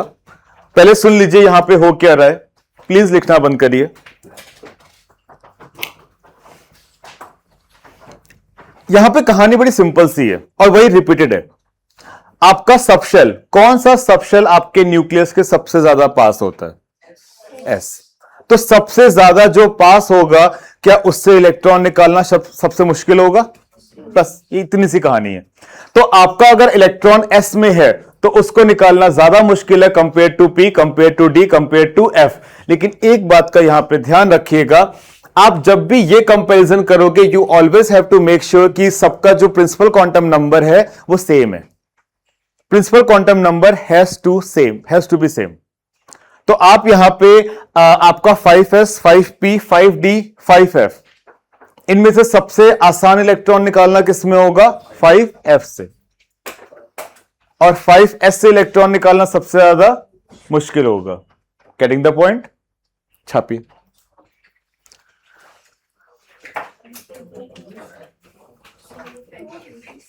बेरिलियम का एटॉमिक नंबर कितना होता है? बोरॉन 5। जब आप बेरिलियम टू बोरॉन जाओगे तो एटॉमिक साइज क्या होना चाहिए? कम। एटॉमिक साइज क्या होना चाहिए? कम। तो आपका बेरिलियम और बोरॉन में से किसका आयनाइजेशन एंथैल्पी ज्यादा होना चाहिए? देखिए, बेरिलियम का एटॉमिक नंबर कितना है? 4, बोरॉन का 5। आप लेफ्ट टू राइट जा रहे हो, लेफ्ट टू राइट जाते वक्त एटॉमिक साइज क्या होता है? श्रिंक, जिसकी वजह से किसका ज्यादा होना चाहिए था?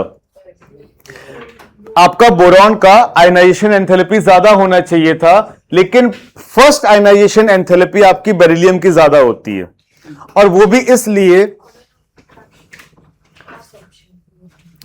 इसलिए क्योंकि बेरिलियम का इलेक्ट्रॉनिक कॉन्फ़िगरेशन है 1s2 और बोरॉन का इलेक्ट्रॉनिक कॉन्फ़िगरेशन है 1s2 2p1। अब देखिए, क्या इसके लास्ट इलेक्ट्रॉन का और इसके लास्ट इलेक्ट्रॉन का प्रिंसिपल क्वांटम नंबर सेम है ना? यहां पे प्रिंसिपल क्वांटम नंबर कितना है? 2। यहां पे प्रिंसिपल क्वांटम नंबर कितना है? 2। तो आप यहां पे ये वाला लॉजिक यूज कर सकते हो। आपका एस से इलेक्ट्रॉन निकालना आसान होगा या पी से? पी से। तो इस वजह से मेरे बेरिलियम का जो आयनाइजेशन एंथैल्पी है पहला, वो बोरॉन से ज्यादा हो जाएगा। But at the same time जो सेकंड आयनाइजेशन एंथैल्पी है, प्लीज यहां देखिएगा, सेकंड आयनाइजेशन एंथैल्पी का मतलब कि मैंने बेरिलियम से एक इलेक्ट्रॉन निकाल दिया, बेरिलियम प्लस है ये। अब बेरिलियम से अगर मैंने एक इलेक्ट्रॉन निकाल दिया तो ये कॉन्फ़िगरेशन क्या हो जाएगा? 1s2 2s1। बोरॉन के पास क्या आ जाएगा? 1s2 2s2। तो जो कहानी पहले बेरिलियम की थी, अब वो कहानी किसकी हो चुकी है? बोरॉन की। तो अब सेकंड आयनाइजेशन एंथैल्पी ज्यादा किसकी हो जाएगी? बट बोरॉन में से भी एक निकालेंगे ना। Sorry, remove one electron from boron also, right? हाँ तो निकाला ना। हाँ, तो बोरॉन में से एक इलेक्ट्रॉन निकाला, तभी तो 1s2 2s2 था। पहले तो 2p1 था ना। अच्छा, 2p1 से एक इलेक्ट्रॉन निकाला तो ये 1s2 2s2 बचा। अब जो कहानी पहले बेरिलियम के पास थी वो कहानी बोरॉन की हो गई है। तो अब सेकंड आयनाइजेशन किसकी ज्यादा हो जाएगी? बोरॉन की। और अपने एग्जामिनेशंस में हमेशा इस बात पे ध्यान दीजिएगा कि आपसे क्वेश्चन पूछा क्या गया है। अगर आपसे पूछा जाए कि फर्स्ट आयनाइजेशन एंथैल्पी, तो वो किसकी ज्यादा होगी? फर्स्ट आयनाइजेशन एंथैल्पी किसकी ज्यादा होगी? बेरिलियम की। लेकिन सेकंड आयनाइजेशन एंथैल्पी किसकी ज्यादा होगी? बोरॉन की। चलिए नेक्स्ट लिखिएगा। ये नहीं, आपने अभी सेकंड का डी लिखा ना, अब सेकंड का ई लिखिएगा।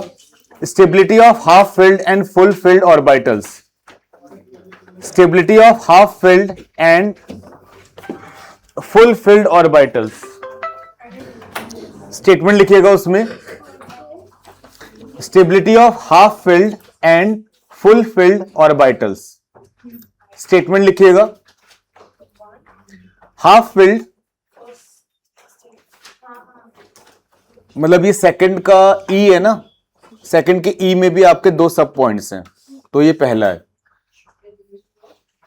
Half filled P3 D5, half filled P3, 3 कैसे लिखना है आपको? ये SP3 सॉरी 2P3 वाला वैसे है। Half filled P3 D5 F7 और F7 और fully filled half filled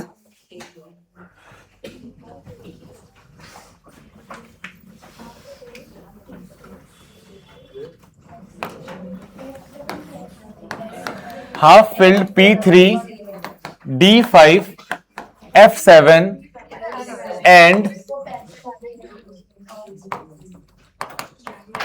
and fully filled S2 P6 D10 So you said all. हाँ, और ठीक है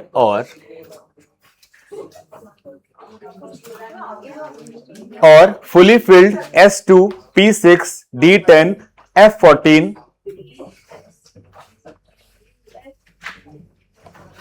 are more stable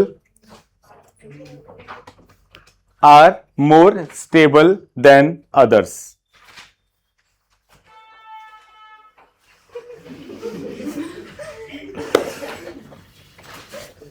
Are more stable than others. क्या हमने क्वांटम नंबर्स में एक्सचेंज एनर्जी पढ़ा था? कम ऑन, हर क्वेश्चन का आंसर ये नहीं कि हम नहीं बोल दो। एक्सचेंज एनर्जी हमने पढ़ा था? क्या मजाक कर रहे हैं। हमने ये डिस्कस किया था ना कि आपका कॉपर और क्रोमियम में इलेक्ट्रॉनिक कॉन्फ़िगरेशन जैसा एक्सपेक्टेड होता है वैसा नहीं होता। कॉपर और क्रोमियम में चिल्लर उठाइए अपने।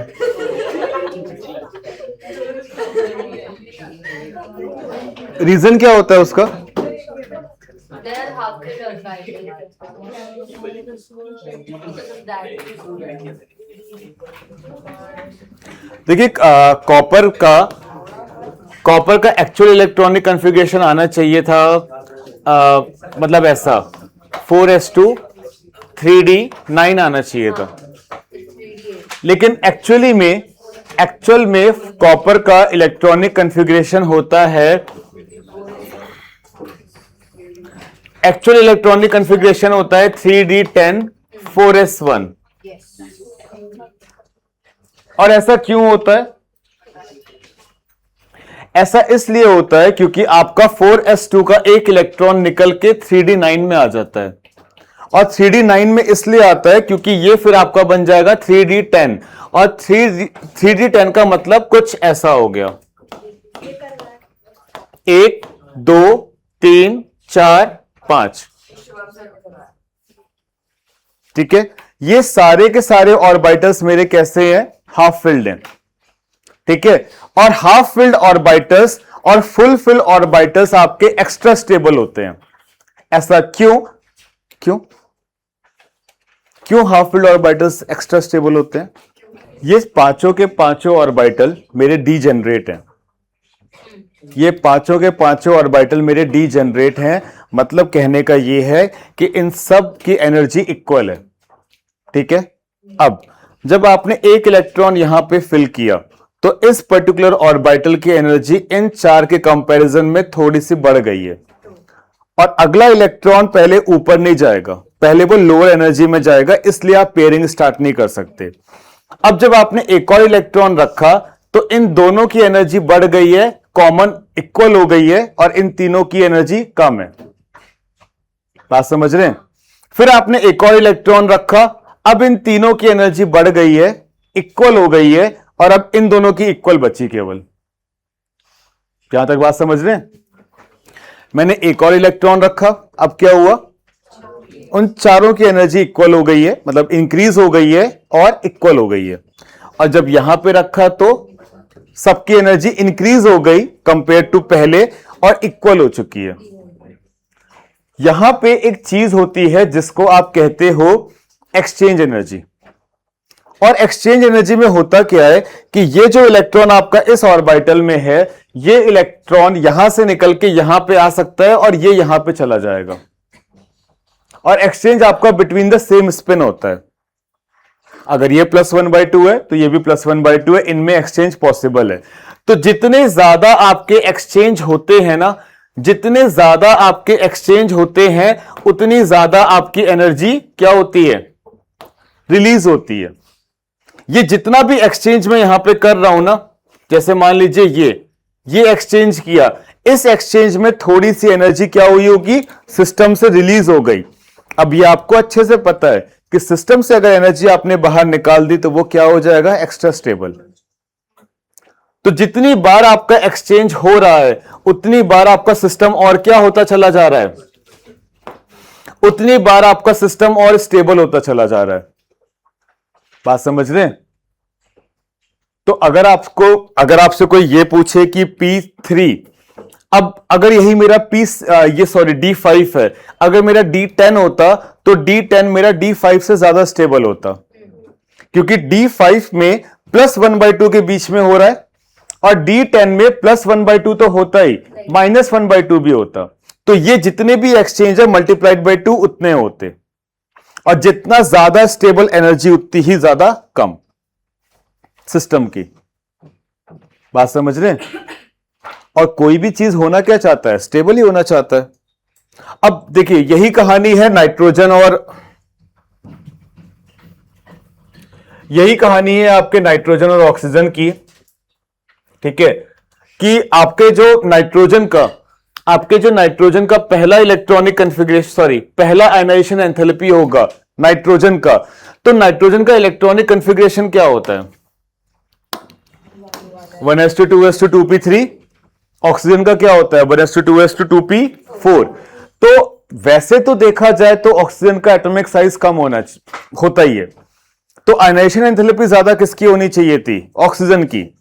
लेकिन नाइट्रोजन का इलेक्ट्रॉनिक कॉन्फ़िगरेशन एक्स्ट्रा स्टेबल है, और अगर एक्स्ट्रा स्टेबल है तो मतलब बॉन्ड ज्यादा स्ट्रांग है, तो उसको तोड़ने में अब आपको और ज्यादा एनर्जी देनी पड़ेगी। लेकिन जो सेकेंड आयनाइजेशन एंथैल्पी होगी वो आपकी वापस से ऑक्सीजन की ज्यादा हो जाएगी। क्यों? क्योंकि जब आपने यहां से एक इलेक्ट्रॉन निकाला तो ये क्या बन जाएगा, 2p2, और आपने यहां से एक इलेक्ट्रॉन निकाला तो ये क्या बन जाएगा, 2p3। अब जो हाफ फिल्ड स्टेबिलिटी है वो किसके पास आ चुकी है, ऑक्सीजन के पास। तो पहली आयनाइजेशन एंथैल्पी किसकी ज्यादा होगी, नाइट्रोजन, लेकिन सेकंड ऑक्सीजन।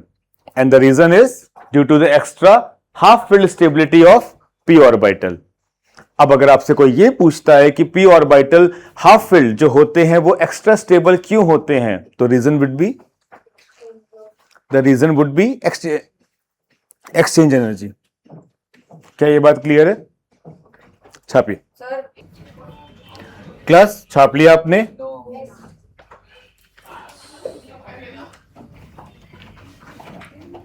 एक्सचेंज एनर्जी का कोई definition change in charge position? कोई डेफिनेशन नहीं है, मतलब प्रोसेस ही है उसका। और प्रोसेस ये है कि जब आपका electron between the same spin अपनी पोजीशन को एक्सचेंज करता है तो इस प्रोसेस में वो एनर्जी को रिलीज करता है। बस इतना समझिए कि जब भी आपका एक्सचेंज होता है तो एनर्जी रिलीज होती है। अब आपको ये बात पता चल चुका है कि सिस्टम से एनर्जी रिलीज होती है, सिस्टम स्टेबल होता है।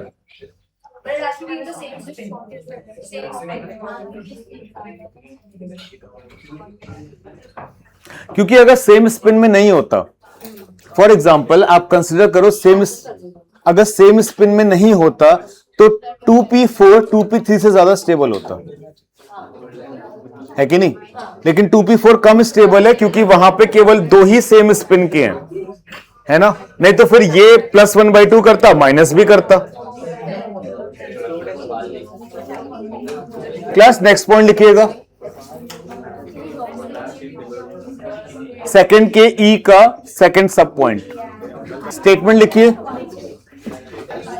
फर्स्ट आयनाइजेशन पोटेंशियल सेकंड का ई का सेकंड सब पॉइंट है ये। लिखिए, first ionization enthalpy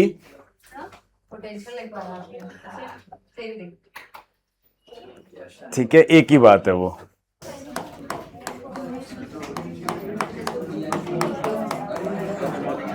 sodium, aluminium और मैग्नीशियम में से किसका फर्स्ट आयनाइजेशन एंथैल्पी ज्यादा होगा?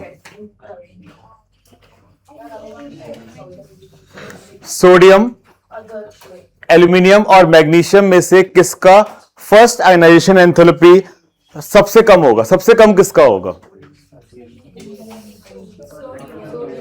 सबसे कम, उससे ज्यादा, उससे ज्यादा एल्यूमिनियम, सबसे ज्यादा, ऐसा क्यों? ऑर्डर सही है, ऐसा क्यों?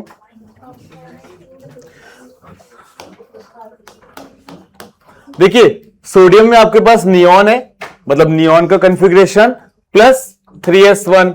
एल्यूमिनियम में क्या हो जाएगा? नियॉन एंड 3s2 और 3p1। और मैग्नीशियम का क्या हो जाएगा? Neon and 3s2। अब देखिए, हाउ वी कैन कंपेयर।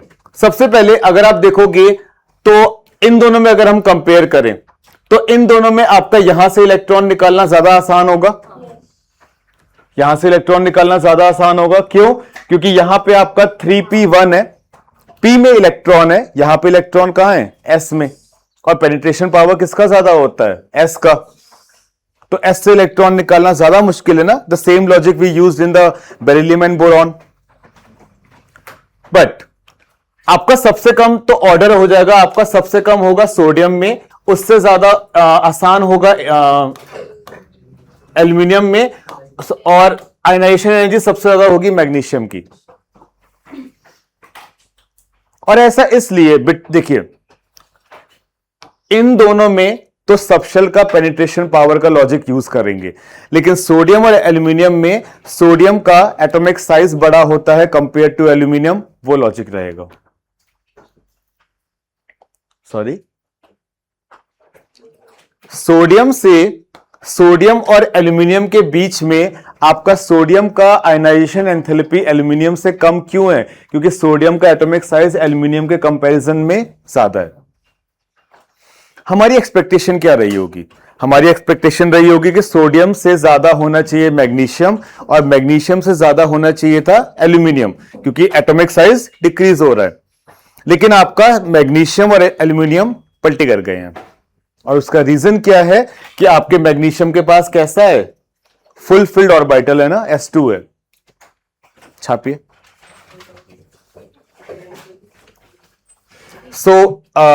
ये हो जाएगा आपका फर्स्ट IE।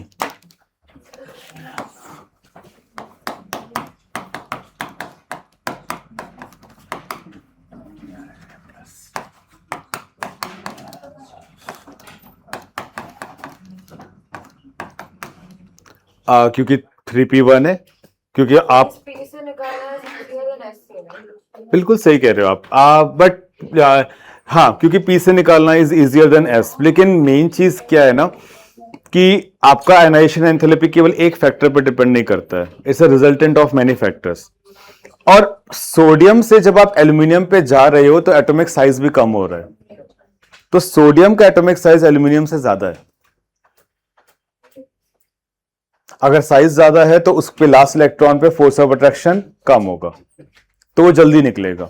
लेकिन एल्यूमिनियम का force of attraction last electron पे ज्यादा होगा कंपेयर टू सोडियम। ये बात सही है, जो आप कह रहे हो वो लॉजिक बिल्कुल सही है, लेकिन जो आयनाइजेशन एंथैल्पी की वैल्यू आती है it's a resultant of many values. अब यहां पे क्या चेंज हो रहा है? यहां पे ये वही चेंज हो रहा है जो आपका कहीं ना कहीं नाइट्रोजन ऑक्सीजन के बीच में हो रहा था। हमारा ज्यादा आयनाइजेशन किसका होना चाहिए था? ऑक्सीजन का, लेकिन वो एक्चुअली में किसका होता है? नाइट्रोजन का। And that is due to the fact कि नाइट्रोजन में हाफ फील्ड स्टेबिलिटी है, और वैसे ही मैग्नीशियम में क्या होती है? Fulfil stability of s orbital. तो टेक्निकली आपका जो ये आंसर चेंज हो रहा है ना, वो यहां नहीं हो रहा है, वो आंसर यहां चेंज हो रहा है।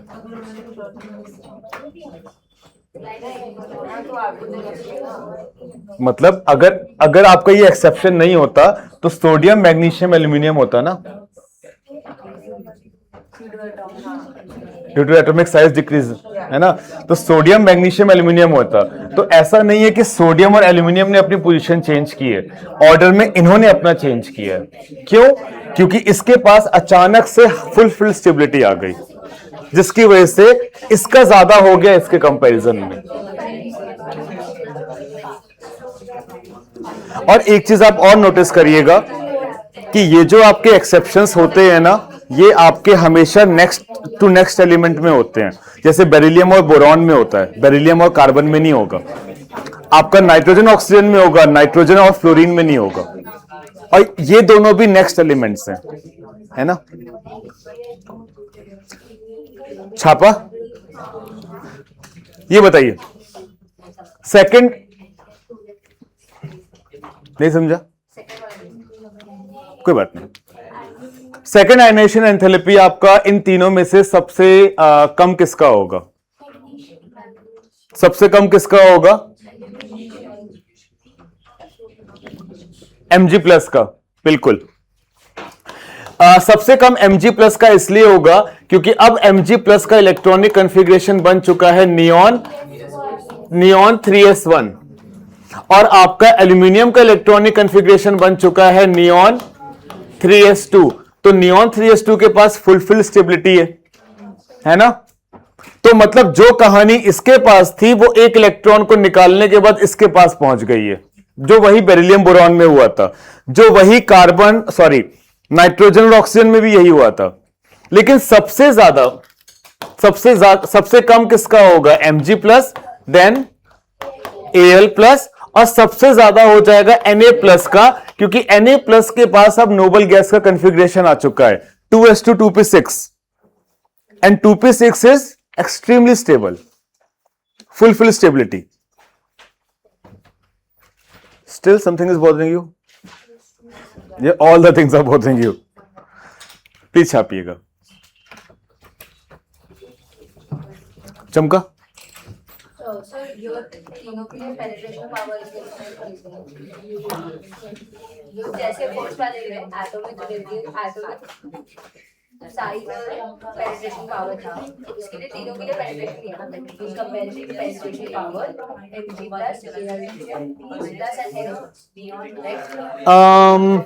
अब तो पेनिट्रेशन पावर सबका सेम हो गया ना, क्योंकि p ऑर्बिटल तो मेरा जा चुका है। सॉरी, अच्छा एक चीज और देखिएगा, मैं पेनिट्रेशन पावर को के Na+ को इनके पेनिट्रेशन पावर से कंपेयर कर भी नहीं सकता, क्योंकि पेनिट्रेशन पावर के लिए मेरे पास प्रिंसिपल क्वांटम नंबर सेम होना चाहिए, और इसका प्रिंसिपल क्वांटम नंबर अब 2 हो चुका है और इन दोनों का 3 है। तो मैं यहां पे कंपेयर वैसे भी नहीं कर पाऊंगा क्योंकि दोनों 3s है 3s है। यहां पे मैं वैसे भी कंपेयर नहीं कर पाऊंगा क्योंकि ये 2 और 3 हो गए। तो अब प्लीज थोड़ा जोर से। बेसिकली इट इज बिकॉज कि आपके पास एल्यूमिनियम के पास आ चुका है S2 का कॉन्फ़िगरेशन फुलफिल्ड। इसके पास आ चुका है कौन सा? Noble gas. इसके पास S2 आया, इसके पास P6 आ गया, और इसके पास तो फिर बचा ही क्या, है ना। सॉरी,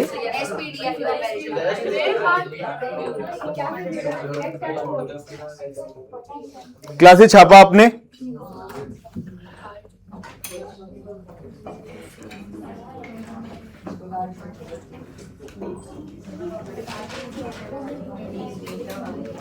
चलिए जरा नेक्स्ट हेडिंग लिखिएगा। नेक्स्ट हेडिंग लिखिएगा periodic variation in ionization energy. Is this 3 or is this Sorry? F or 3? No, this is a new heading, not the third. New heading. So ionization पूरा ना, okay. समझ गया। Ionization enthalpy में ही it's a new heading.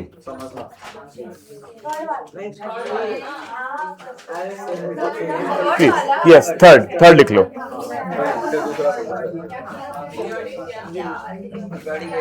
Periodic variation of ionization energy. Periodic variation of ionization energy. Sorry, गलती हो गई, माफी. Generally ये बताइए, ये आपको खुद से लिखना है.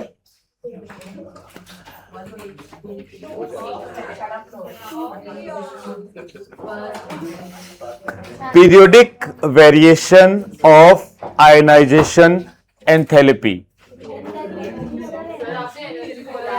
अरे मैंने क्लास के स्टार्टिंग में बोला था कि एंथैल्पी, आयनाइजेशन पोटेंशियल और एनर्जी तीनों एक ही बातें हैं.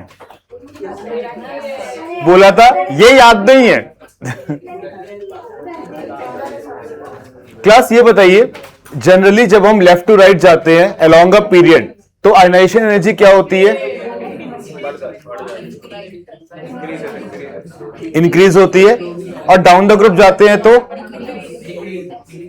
ये 2 पॉइंट्स लिख लीजिए.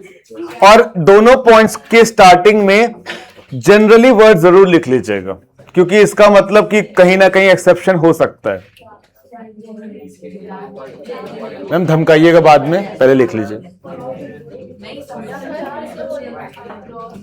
फिर से बोल दिया क्या? Periodic variation of ionization enthalpy left to right in a period क्या होता है? इंक्रीज.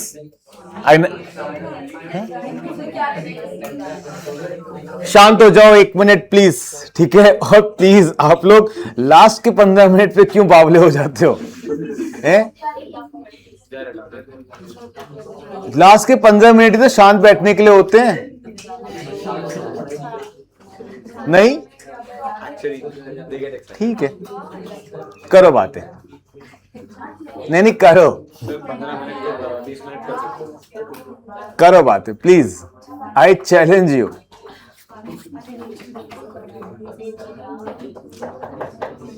सुन लीजिए, जब आप पीरियोडिक टेबल में लेफ्ट टू राइट जाएंगे, मतलब अलोंग अ पीरियड, तो एटॉमिक साइज क्या होता है? डिक्रीज. तो ionisation enthalpy generally will increase. Exception आपको पता है, बेरिलियम बोरॉन में और नाइट्रोजन ऑक्सीजन में होगा. जब आप डाउन द ग्रुप में जाओगे तो आपका आयनाइजेशन एंथैल्पी क्या होगा? इंक्रीज. तो जरा ये 2 पॉइंट्स अपने आप से लिख लीजिए. अब ये किसी ने क्या क्यों पूछा ना. चलिए लिखिएगा, जरा एक्सेप्शन लिखिएगा.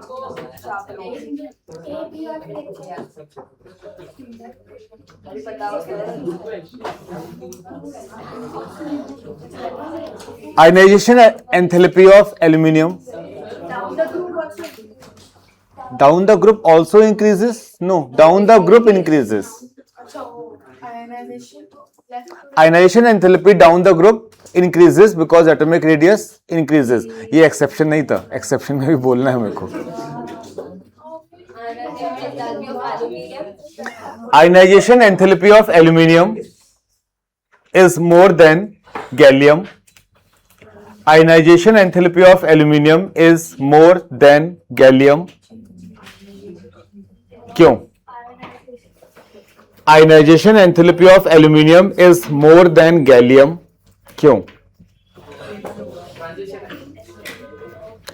प्लीज आप बताइए प्रिशा. स्टेबल नहीं. हाँ, ड्यू टू ट्रांजिशन कॉन्ट्रैक्शन.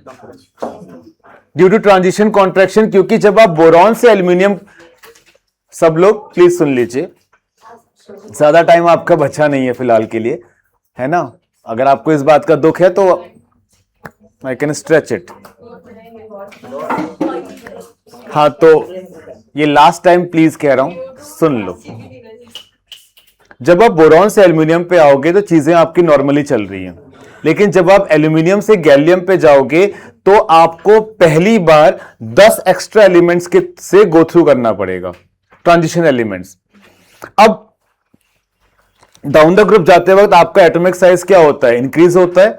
तो यहां पे आपने एटॉमिक साइज में जितना इंक्रीमेंट होना हुआ वो आपने 10 ट्रांजिशन एलिमेंट्स में गवा दिया, मतलब जितना यहां कमाया उतना यहां गवा दिया। और यही चीज तो हमने पहले भी लिखा था ना कि atomic radius of aluminium and atomic radius of gallium are nearly equal and that is due to transition contraction.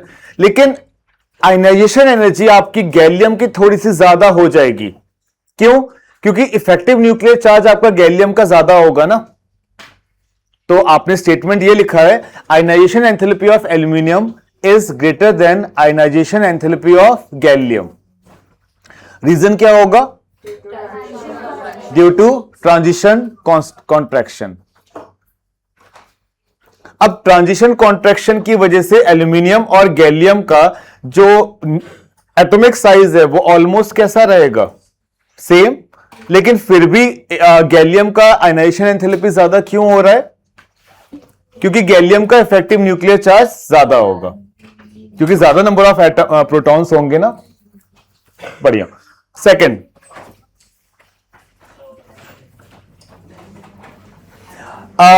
दो टाइप के कॉन्ट्रैक्शन होते हैं, एक हमने कर लिया, दूसरा कौन सा होता है? लैंथेनाइड। लैंथेनाइड कॉन्ट्रैक्शन की वजह से जिरकोनियम और हैफनियम का एटॉमिक साइज कैसा होता है? Nearly same. क्योंकि आपको जिरकोनियम से हैफनियम जाने में पहली बार एक्स्ट्रा 14 एलिमेंट से गो थ्रू करना पड़ता है। तो जब आप उससे बाहर निकलोगे तो जिरकोनियम और हैफनियम का एटॉमिक साइज ऑलमोस्ट कैसा हो जाएगा? सेम। यहां तक बात समझ रहे हैं? लेकिन आयनाइजेशन एंथैल्पी किसकी ज्यादा हो जाएगी? हैफनियम की, क्योंकि उसका जेड इफेक्टिव ज्यादा है। तो लिखिएगा ionization enthalpy of hafnium, ionization enthalpy of hafnium is more than ionization enthalpy of zirconium.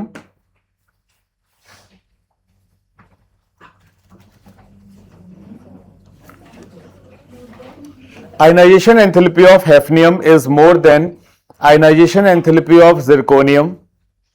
Reason? Due to lanthanide contraction.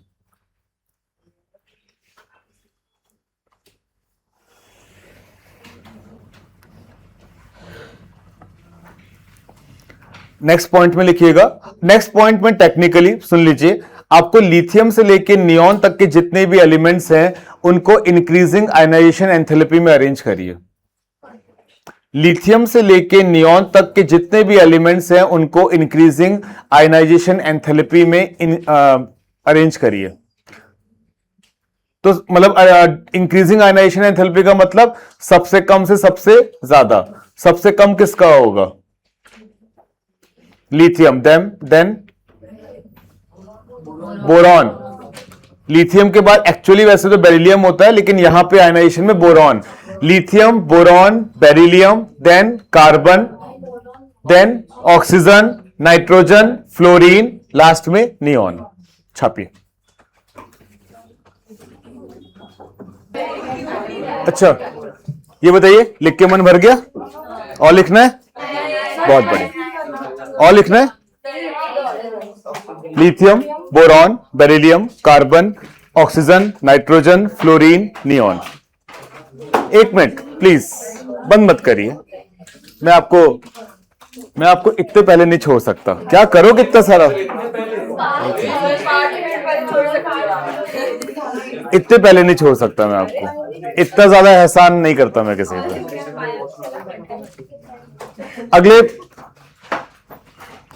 अगले 2 मिनट चुपचाप सिर्फ आप और आपके नोट्स और आज का लेक्चर एक बार रिवाइज कर लो यहीं बैठे बैठे।